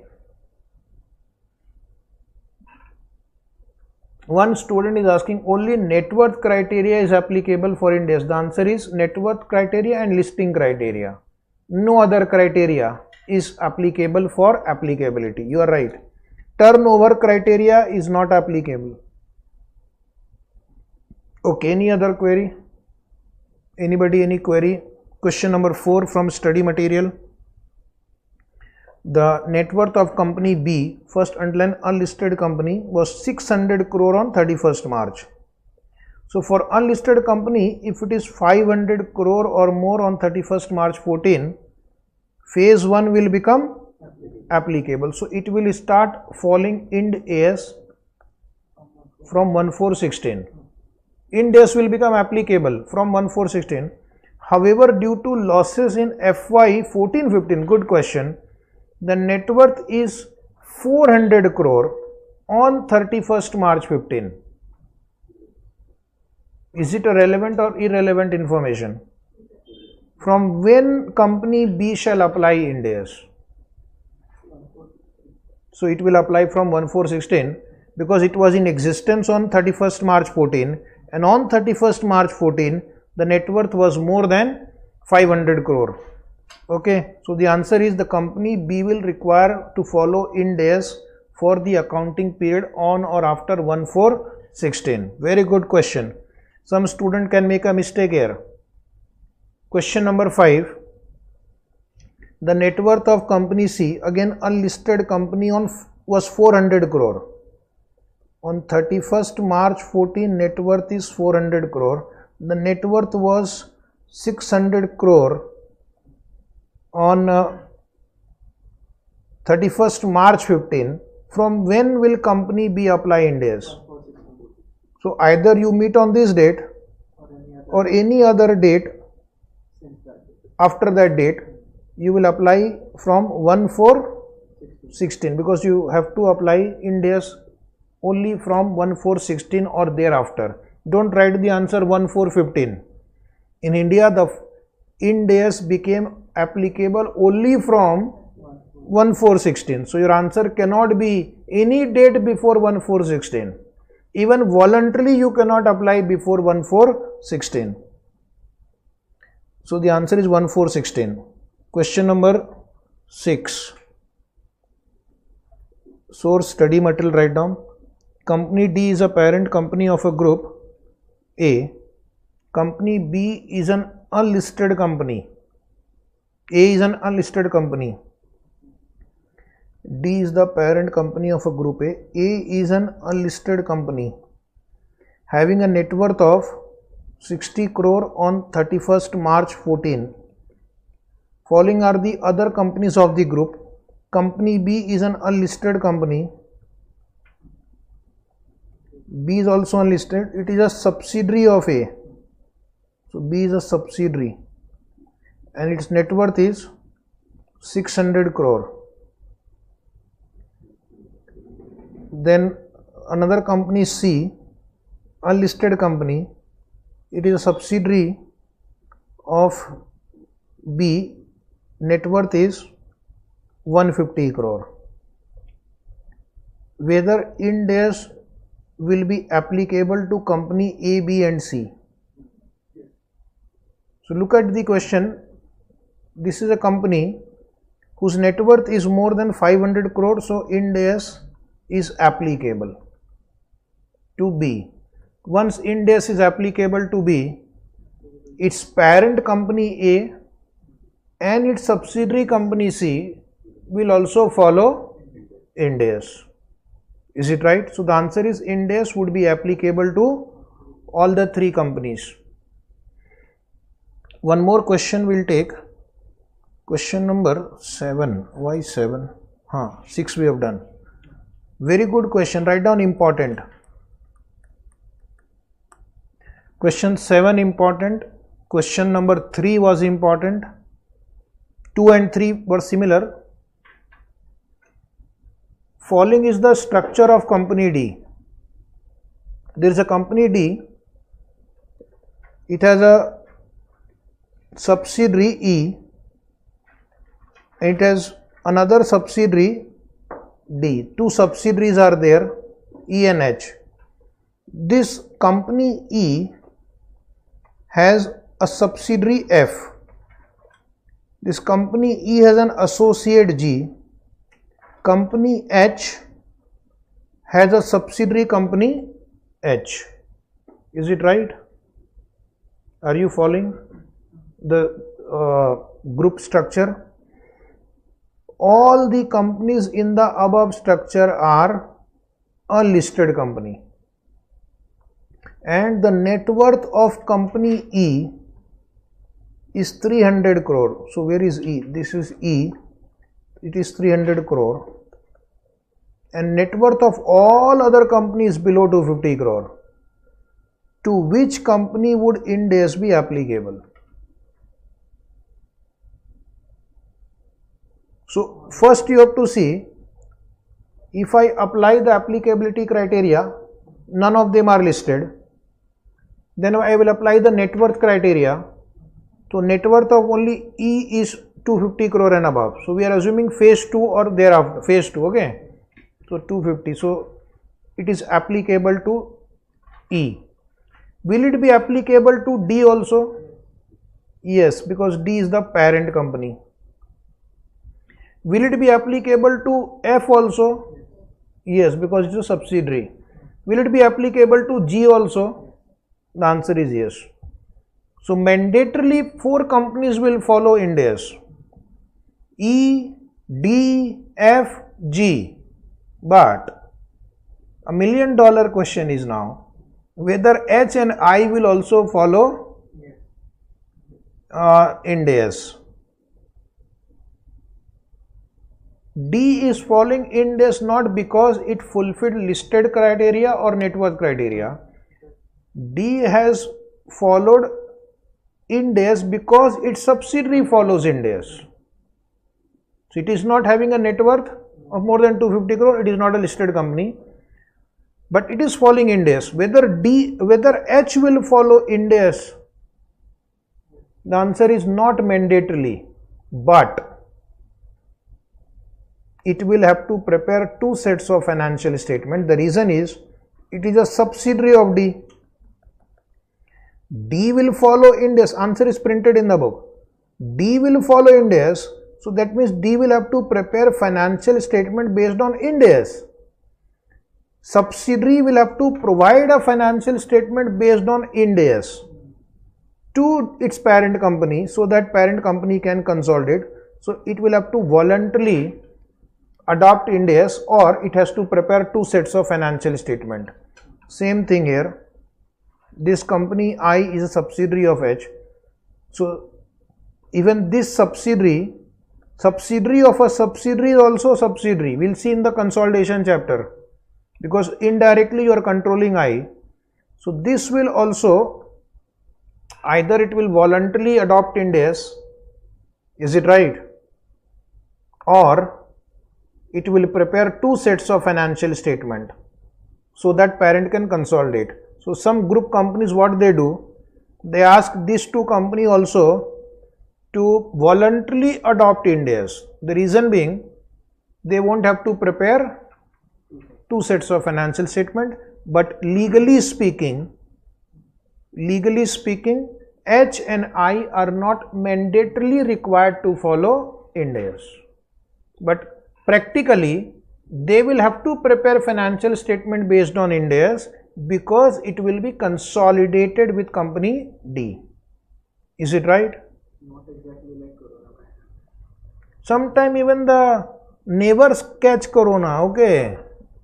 Who knows? Your family member may not have corona, but neighbor can have corona. It's like that. So this is the answer drafted by the institute. You can write your own answer in the exam in the similar way. One more question is there. Total 8 questions were there, right? These all 8 questions are in the study material. It says ABC Inc. incorporated in a foreign country has a net worth of 700 crore. So ABC is a foreign company. We don't have to look at the net worth of the foreign company. Is it right? It has 2 subsidiaries, X and Y. Net worth is 600 crore and 150 crore.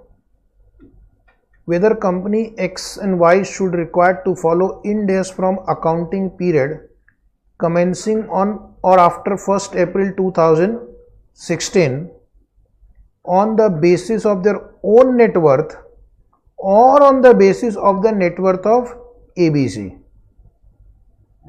The answer is very simple.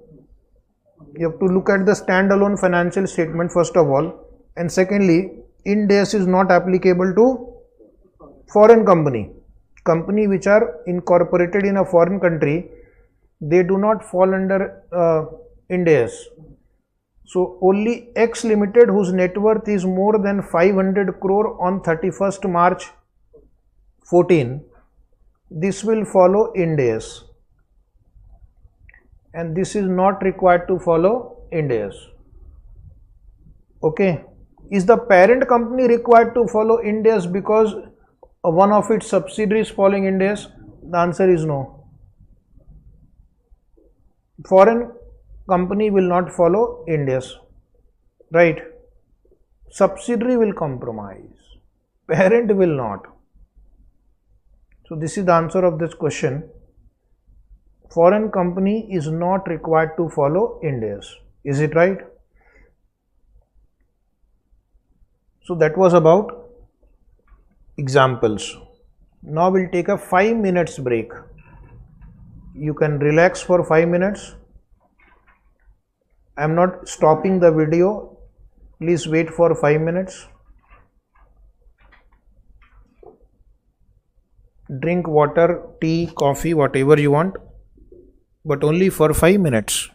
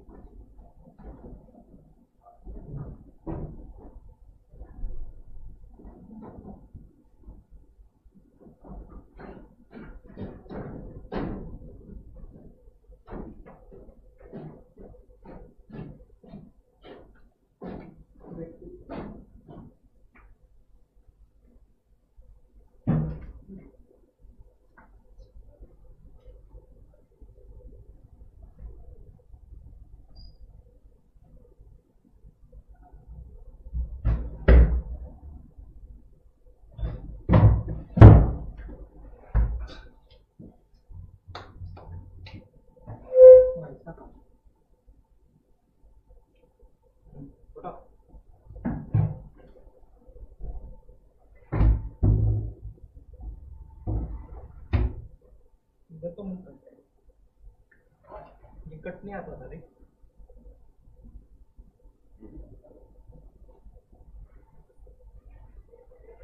ऐसा था रे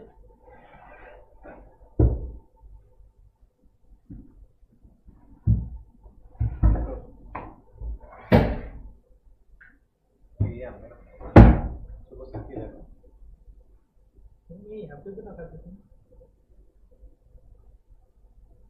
ये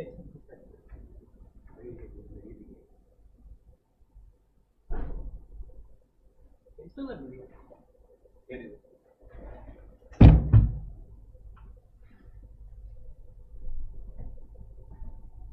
हम नहीं था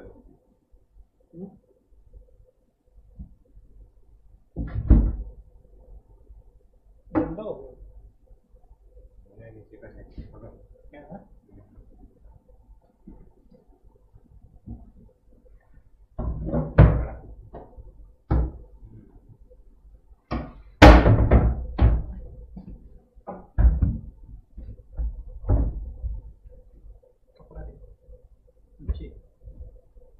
calling भी देऊंगा मध्ये calling वाटत आहे होईल कॉलिंग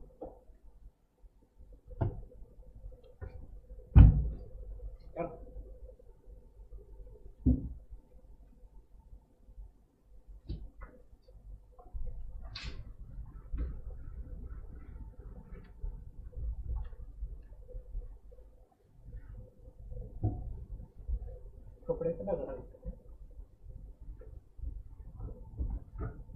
चला येईल झोपा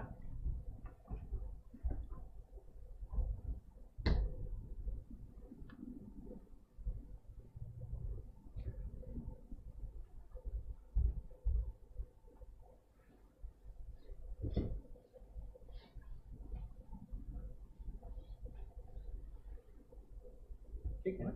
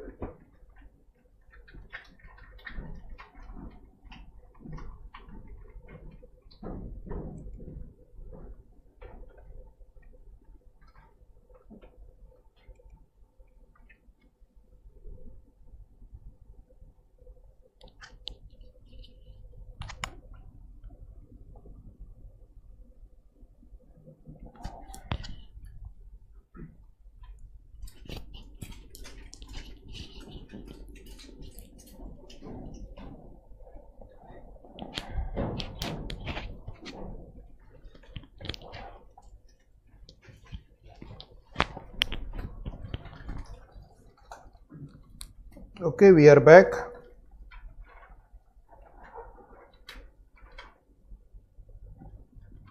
Good evening again. Any query? Anybody any query? Please ask me the query. Now we'll come to next paragraph. Key matters on transition. Company was following accounting standard, okay, till a certain date, let us say 31st March 23. But then from 1/4/23, Ind AS will become applicable because the net worth exceeded 250 crore or it become a listed company. Now the question is,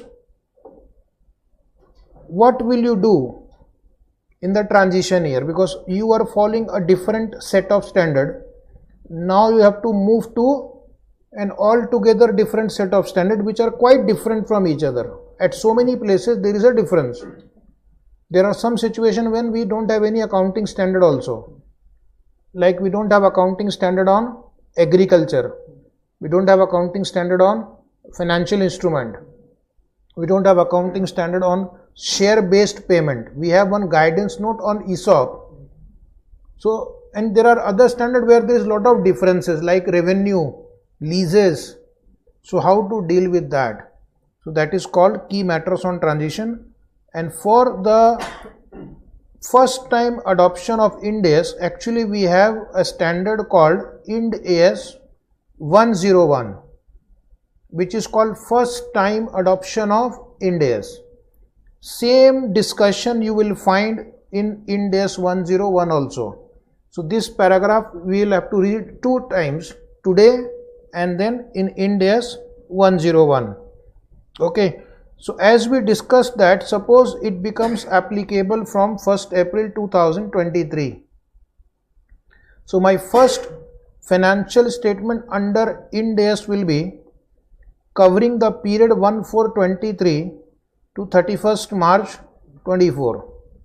This is called first Ind AS financial statement. But then you have to give a comparative financial statement. Comparative financial statement will be given for the period 1/4/22 to 31st March 23, and you have to also give in the first year when Ind AS becomes applicable to you one opening balance sheet starting on the first day of the previous or of the comparative period. So 1/4/22. So this is the opening balance sheet date. So basically this balance sheet you have to first bring as per Ind AS. Then whatever events and transactions have happened in this year will be adjusted in this balance sheet, and then this balance sheet will be used for preparing the first Ind AS based financial statement. So actually your preparation will start much before that, from 1/4/22. So you will have to first give a comparative financial statement. Second thing, Ind AS applicability. Companies to which Ind AS are applicable shall prepare its first financial statement as per Ind AS effective at the end of its first Ind AS reporting period. Oh my God, what is this? Understand. 1/4/23 to 31st March 24 is my first Ind AS financial statement. Understood? I am taking this date as an example. So you have to see which Ind AS is applicable on 31st March 2024. On this date, you see which Ind AS, which provisions are applicable. Which Ind AS and which provisions are applicable on the last day of the first Ind AS financial statement. And that Ind AS will be applied for comparative also. That Ind AS will be applied for opening balance sheet also, so that all the balance sheet, all the comparative are based on latest Ind AS applicability. Is it right? So including that 1/4/22, balance sheet will be based on the provisions and Ind AS applicable on 31st March 24. This paragraph is very easy. Consistent application of Ind AS. So once you start following Ind AS, either voluntarily or mandatorily, then it will follow Ind AS for all subsequent year, even if any of the criteria specified in the rules does not subsequently apply to it. Once Ind AS, always Ind AS. Okay. Once Ind AS, always Ind AS. Once an Indian, always an Indian by heart. Okay, you can't change an Indian. You can take Indian out of India, but you can't take that India out of an Indian. Is it right? True or false? Same thing for Ind AS also. Then next is Ind AS will be applied for both standalone and consolidated financial statement. Applicability will be checked on the basis of net worth as per standalone financial statement. But once it is confirmed that Ind AS is applicable, and if the company is preparing CFS, then it will also apply to consolidated financial statement also. Next paragraph I am going to read at the speed of bullet train. Okay, agreed? Say yes. Yes. Relevant section referring to Ind AS in the Companies Act 2039 rules. So basically it's a good compilation of which section of Companies Act have an influence on the accounting and financial reporting, although it is not a part of our accounting syllabus. So one is section 2, subsection 2.2 states that accounting standard means the standard of accounting or any addendum thereto for companies or class of companies referred to in section 133. So section 2.2 says accounting standard means go to section 133. Okay. That is why I don't teach law. They should not have given this section only. Now, what is the requirement? So if you have to shift to 133 only. So section 133 states that central government may prescribe the standard of accounting or any addendum thereto as recommended by Institute of Chartered Accountants of India, constituted under section 3 of the Chartered Accountant Act 1949 in consultation with and after examination of the recommendation made by the NFRA under the power given to central government under section 133. It has notified the company Indian Accounting Standard Rules 2015. So this we have started our chapter with these rules only. It was notified by central government given under 133. Then section 139 suggests that financial statement shall give a true and fair view of the state of affair of the company or companies, comply with the accounting standard under 133 and shall be in the form or forms as may be prescribed for different class or classes of companies in schedule 3. So that is about presentation of financial statement. After this we are going to take another chapter which is schedule 3 only, and we are going to solve again some numerical question. Then there is a section 135(5)(a), a statement that applicable AS have been followed with proper explanation relating to material departure shall be given in the director's responsibility statement. This I will explain. In the annual report you will find there is a director's responsibility statement, and the directors will have to mention whether they have departed, that means deviated from an accounting standard, an explanation of that and why they are to deviate, to be issued under section 134(3)(c) in the director's report, which is published in the annual general meeting. Then section 143 you have studied in auditing also, that auditor has to opine whether financial statement comply with accounting standards. Then section 233 is power to compromise or make arrangement with creditors and members. I don't know what is accounting to do with that. Anyway, my job was to read because I can't explain section 230. Sorry, you can ask for 10 rupees refund. More than that I can't give. Section 232, mergers and amalgamation of companies. The scheme of compromise or arrangement is to be sanctioned by the tribunal only after obtaining a certificate from company's auditor that accounting treatment given proposed in the scheme is as per accounting standard mentioned in section 133. So section 133 is important for most of the restructuring that they propose. Then section 66, you have studied internal reconstruction in your intermediate course, that is called reduction of share capital, that no application of reduction of share capital will be sanctioned by the tribunal unless the accounting standard proposed by the company for such reduction accounting treatment is in conformity with accounting standard prescribed in section 133 or any other provision of this act, and a certificate is given by the auditor to the tribunal. Is it right? So these are the section affecting our accounting treatment and presentation of financial statement. And then there are some SEBI rules and regulations also. So SEBI basically deals with listed companies, and they have given the format for listed company because listed companies are required to prepare quarterly reports. Is it right? But the accounting treatment in the quarterly report will also be as per Ind AS. Format will be as per SEBI. Format is as per SEBI.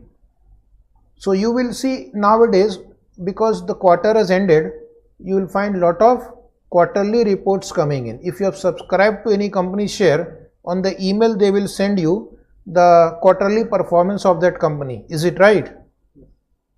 So SEBI in its circular dated 30th November 15 amended the format for publishing quarterly financial statement, because Ind AS was introduced around that time. So they changed the format of quarterly financial statement. Point 5 of this circular clarified that companies adopting Ind AS while publishing quarterly or annual result under regulation 33 of listing regulation shall ensure the comparative filed along with such results are also Ind AS compliant. So even the comparative will be as per Ind AS. Next is clarification regarding applicability of Ind AS to disclosures in offer document. Whether Ind AS is applicable to disclosures given in offer document under SEBI ICDR regulation 2018. So it was there in the law syllabus, but law is not there in the new course. So probably in your life you will not see the ICDR regulation, those who are in the new course. So now if you are giving suppose prospectus where you are giving 3-year financial data, those 3-year financial data will also be based on Ind AS. Is it right? Then next is revised format for financial result and implementation of Ind AS by listed entities. For the period ending on or after 31st March 17, that is your first Ind AS year ending date. Do you remember? First Ind AS was ending on 31st March 17. Easy to remember the date because Ind AS became applicable from 1/4/16. The format of unaudited or audited quarterly financial statement, that is statement of profit and loss, unaudited and audited half yearly balance sheet, to be submitted to the listed entities by the listed entity with the stock exchange shall be as per the format of balance sheet and P&L account excluding notes and details of classification as prescribed in Schedule 3. So the financial statement submitted to stock exchange will be as per Schedule 3. Financial statement submitted to stock exchange will be as per Schedule 3, but this is not applicable to banking and insurance company, because in India banking companies follow a different format. Some of you may have studied in your intermediate also. Similarly, there is a different format for insurance company also. So they will give in that format. So if you really speak, your main chapter is over here, but there is some discussion of accounting standard also. Some students have a wrong idea that accounting standards are not applicable in India. Accounting standards are very much applicable for those companies which are not covered by the roadmap. That means, suppose if it is not a listed company, its net worth is less than 250 crore, it is not a subsidiary, parent, associate, joint venture, partnership, LLP of a company which follows Ind AS, then Ind AS is not applicable. If you are a banking company, Ind AS is not applicable. If you are an insurance company, Ind AS is not applicable. If you are NBFC which is unlisted and net worth below 250 crore, is Ind AS is not applicable. So out of 13 lakh registered companies in India, something around 50 to 60,000 company may follow Ind AS, considering all those subsidiary, associate, joint venture. Still 12 lakh companies will still follow accounting standard. In your offices there are so many private companies, am I right? And their net worth is less than 250 crore. Which standard do you apply? Accounting standard. So they will continue to follow accounting standard notified under Rule 2006. So banking company, insurance company, unlisted company, net worth below 250 crore, and non-companies means partnership, LLP, individual, cooperative society, NGO, they are still going to apply accounting standard. Okay, one example I will take. A Limited, an Ind AS company, B Limited, AS company are partners in AB and company. Oh my God. One Ind AS company, one accounting standard company are partners of AB and company. Then what about AB and company? Will it apply AS or Ind AS? Ind AS. Because if a company is a partner in a partnership firm and company follows Ind AS, partnership firm will also follow Ind AS. But suppose both are applying accounting standard only. Both partners are applying accounting standard, then the firm will also apply accounting standard. Next paragraph is applicability chart of accounting standard, homework. You will find there is a long list. The companies which follow accounting standards are divided into 4 levels. Level 1, level 2, level 3, level 4. Is it right? Some accounting standards are applicable to all of them. Some companies are exempted from certain accounting standard. Okay. And some standards are exempted for certain paragraphs for certain companies. Impossible to remember that chart. Okay. You can try. But still you can try on your own. So you refer applicability chart. Some standards are fully applicable to all of them. Some are not applicable to some of them. Some are partially applicable to some of them. As you move from level 1 to level 4, exemptions increases. Is it right? Level 1s are usually the bigger companies. Now, I have added one paragraph from my side also. How IFRS is different from accounting standards. Not a part of syllabus. The question was why we have adopted why have we converged to IFRS? What is the extra thing we are getting in our IFRS which was not there in our accounting standard? So I have summarized it in the following way, that IFRS standards are principle based, not rule based. Principle based means they will give you a principle. For example, they will say if lease term covers major part of economic life of the asset, it is a finance lease. But what is major part is a matter of judgment. Whereas in US GAAP, which is a rule based standard, they will say if the lease term is 75% of the economic life, then it is a finance lease. So that means you are not left with any judgment. They are giving you exactly how to check this or that. But here in IFRS or Ind AS, it is a principle based standard. Okay. In IFRS there are more judgments. In US GAAP there is less judgment. Then IFRS is more focused on reporting, because the purpose is that financial statement should be used by the investor and make investment decision. The focus is not on accounting. Next is, it is applicable to separate as well as consolidated financial statement. Under old GAAP, consolidated financial statement was not mandatory. It was only mandatory under Companies Act for some companies.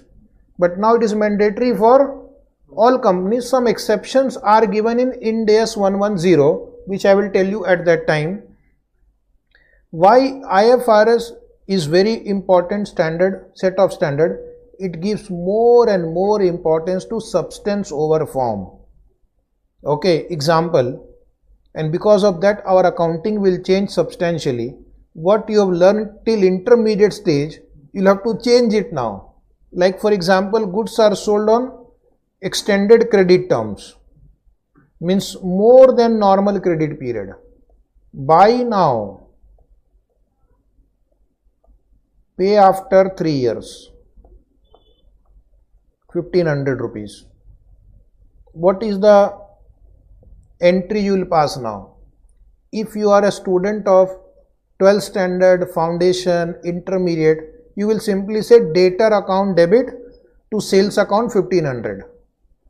Is it right? But if you are an Ind AS or IFRS student, you will say we will first calculate the present value of that. Say present value comes to 1050. So I will book the sale amount 1050, and then I will calculate interest on opening balance every year and treat it as finance income or finance expense. If you are a seller, finance income, but if I am buyer, I am actually paying interest. Oh my God, that is substance over form. So therefore, if you find that there is a delay in making or receiving payment beyond 12 months, and if the financing component is substantial, then we will have to account for finance income or finance cost as a separate item. I will explain to you in detail the same example under Ind AS 115 revenue. Okay, not today, because same thing will come in your syllabus. Then next example is the same example, goods are sold for 100 rupees for 3 months credit, then it is okay. But if our goods are sold at 110 for 15 months credit, you are charging 10 rupees more for giving extra credit. So it simply means you are charging 10 rupees as interest income, substance over form. One more great change that will happen is Ind AS and IFRS use fair valuation more and more, and therefore you have to learn importance of time value of money. In our syllabus you should know how to calculate present value, how to calculate IRR, how to discount the future cash flow. All this will be required in almost every chapter, because we need to find out the fair value. Next is, because of Ind AS, the disclosure requirement will increase now. Investor require more and more information. Investor also wants to know what are the assumptions made by the management that you have to disclose.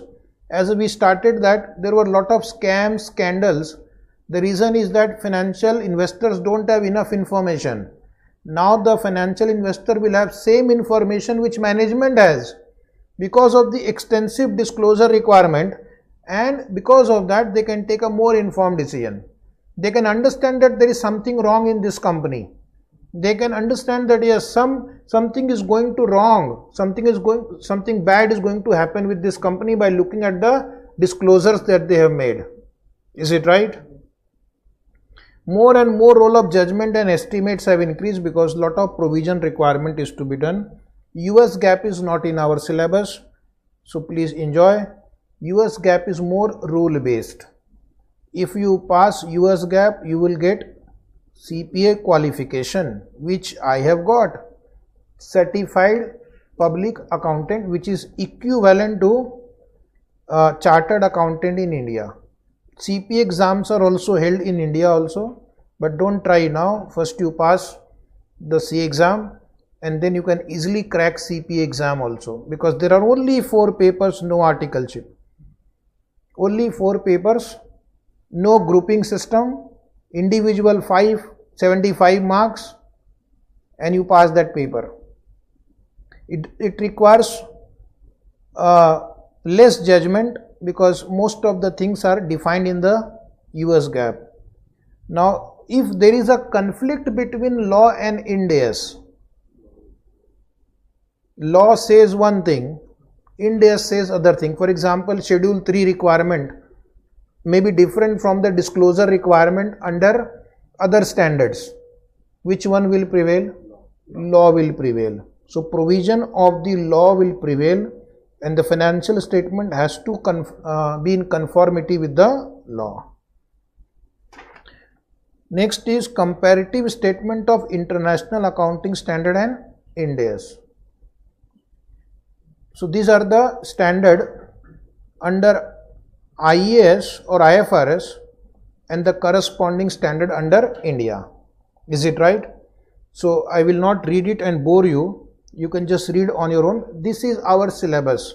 Only I will tell you what is not in the syllabus. Ind AS 1, 2, 7, 8, 10, 12 are in the syllabus. 16, 19 are in the syllabus. 20, 21 is in the syllabus. 23, 24 are in the syllabus. 27. But this IAS 26, as we said, right now in India we don't have a corresponding standard. So enjoy. Then 28, 29 is applicable. 32, 33 is applicable.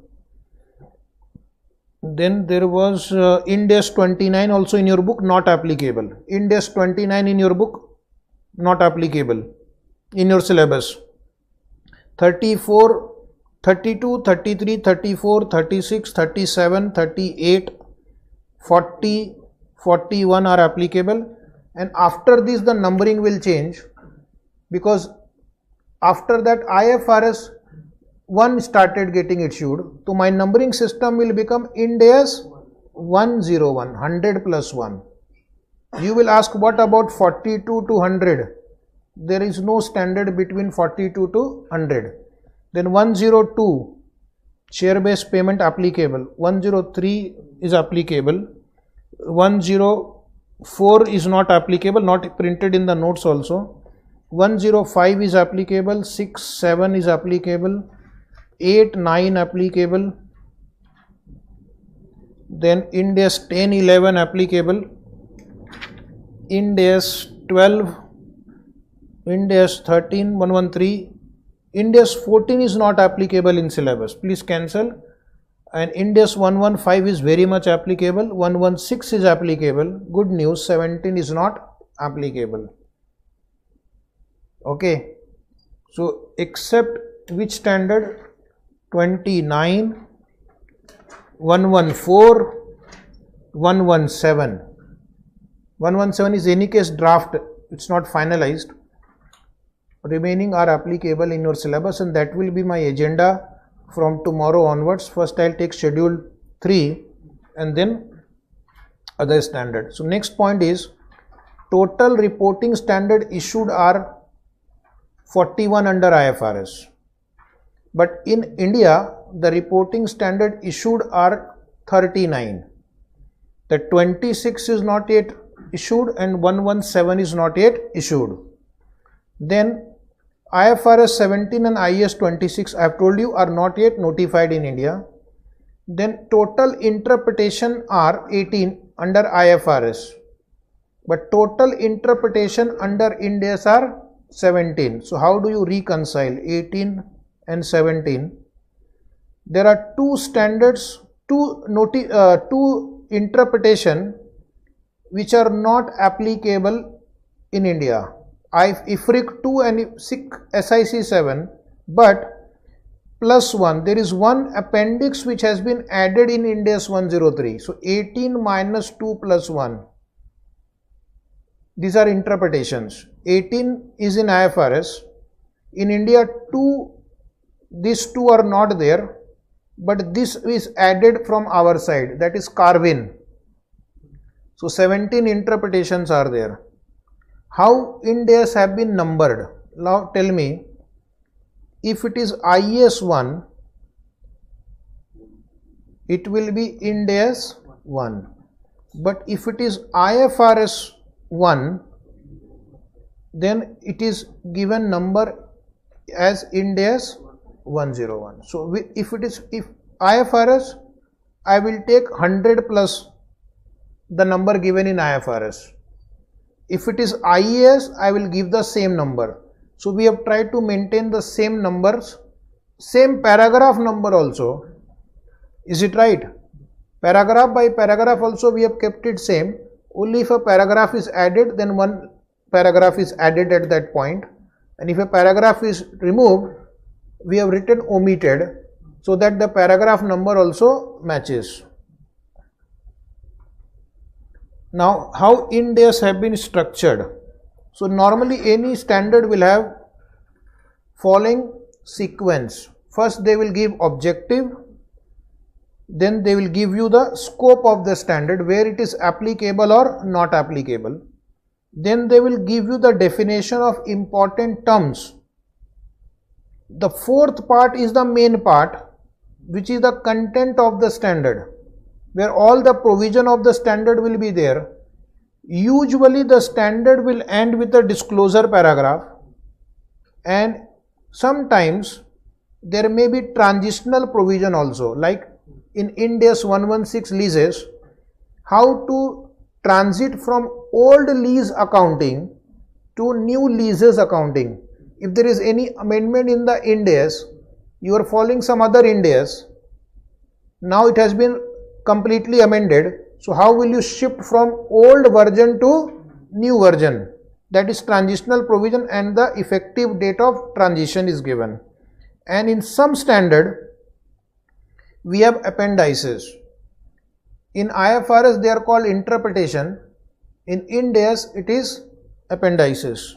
Okay, so this is how they have been structured. Question number 9, note down homework. Question number 9 is from RTP May 2022. Mark it important. RTP May 22 means it was asked in one of the ICI publication. Now I am just going to ask you two simple MCQs. Okay, on the screen. No need to write. It's so simple, no need to write. Or if you want, you can take a photo. Companies covered in phase 1 should have net worth. Option A, equal to 500 crore, equal and more than 500 crore, less than 500 crore, more than 250 but less than 500. So student who are learning at home will also reply. In the old course MCQ was not there, but in the new course they have said they will ask MCQ. So I am expecting the answer from student who are either attending online or on the YouTube. What is your answer? A or B or C or D? I have started getting answers. Let us see. B is the right answer. It should be equal to or more than 500 crore. So see how they will play with the words. You remember only 500 crore. Whether it is equal to or only more than, keep in mind. One more last question today, and this chapter will be over. Ind AS will apply to? Answer please. Everybody. Ind AS will apply to both consolidated as well as standalone. Only consolidated, only standalone. Optional. Wow, optional. So what is your answer? Everybody. Student at home. Student on YouTube channel if you are watching. Okay. So the answer is, maybe there is a time lag, so I get the answer a little late. A is the right answer. Yes, you are right. Mr. Anup, you are right. A is the right answer. So with this, thank you very much. This wonderful chapter, applicability of Ind AS and certain aspects we have covered. Question number 9 is your homework. See you tomorrow at the same time. Good night. All the best.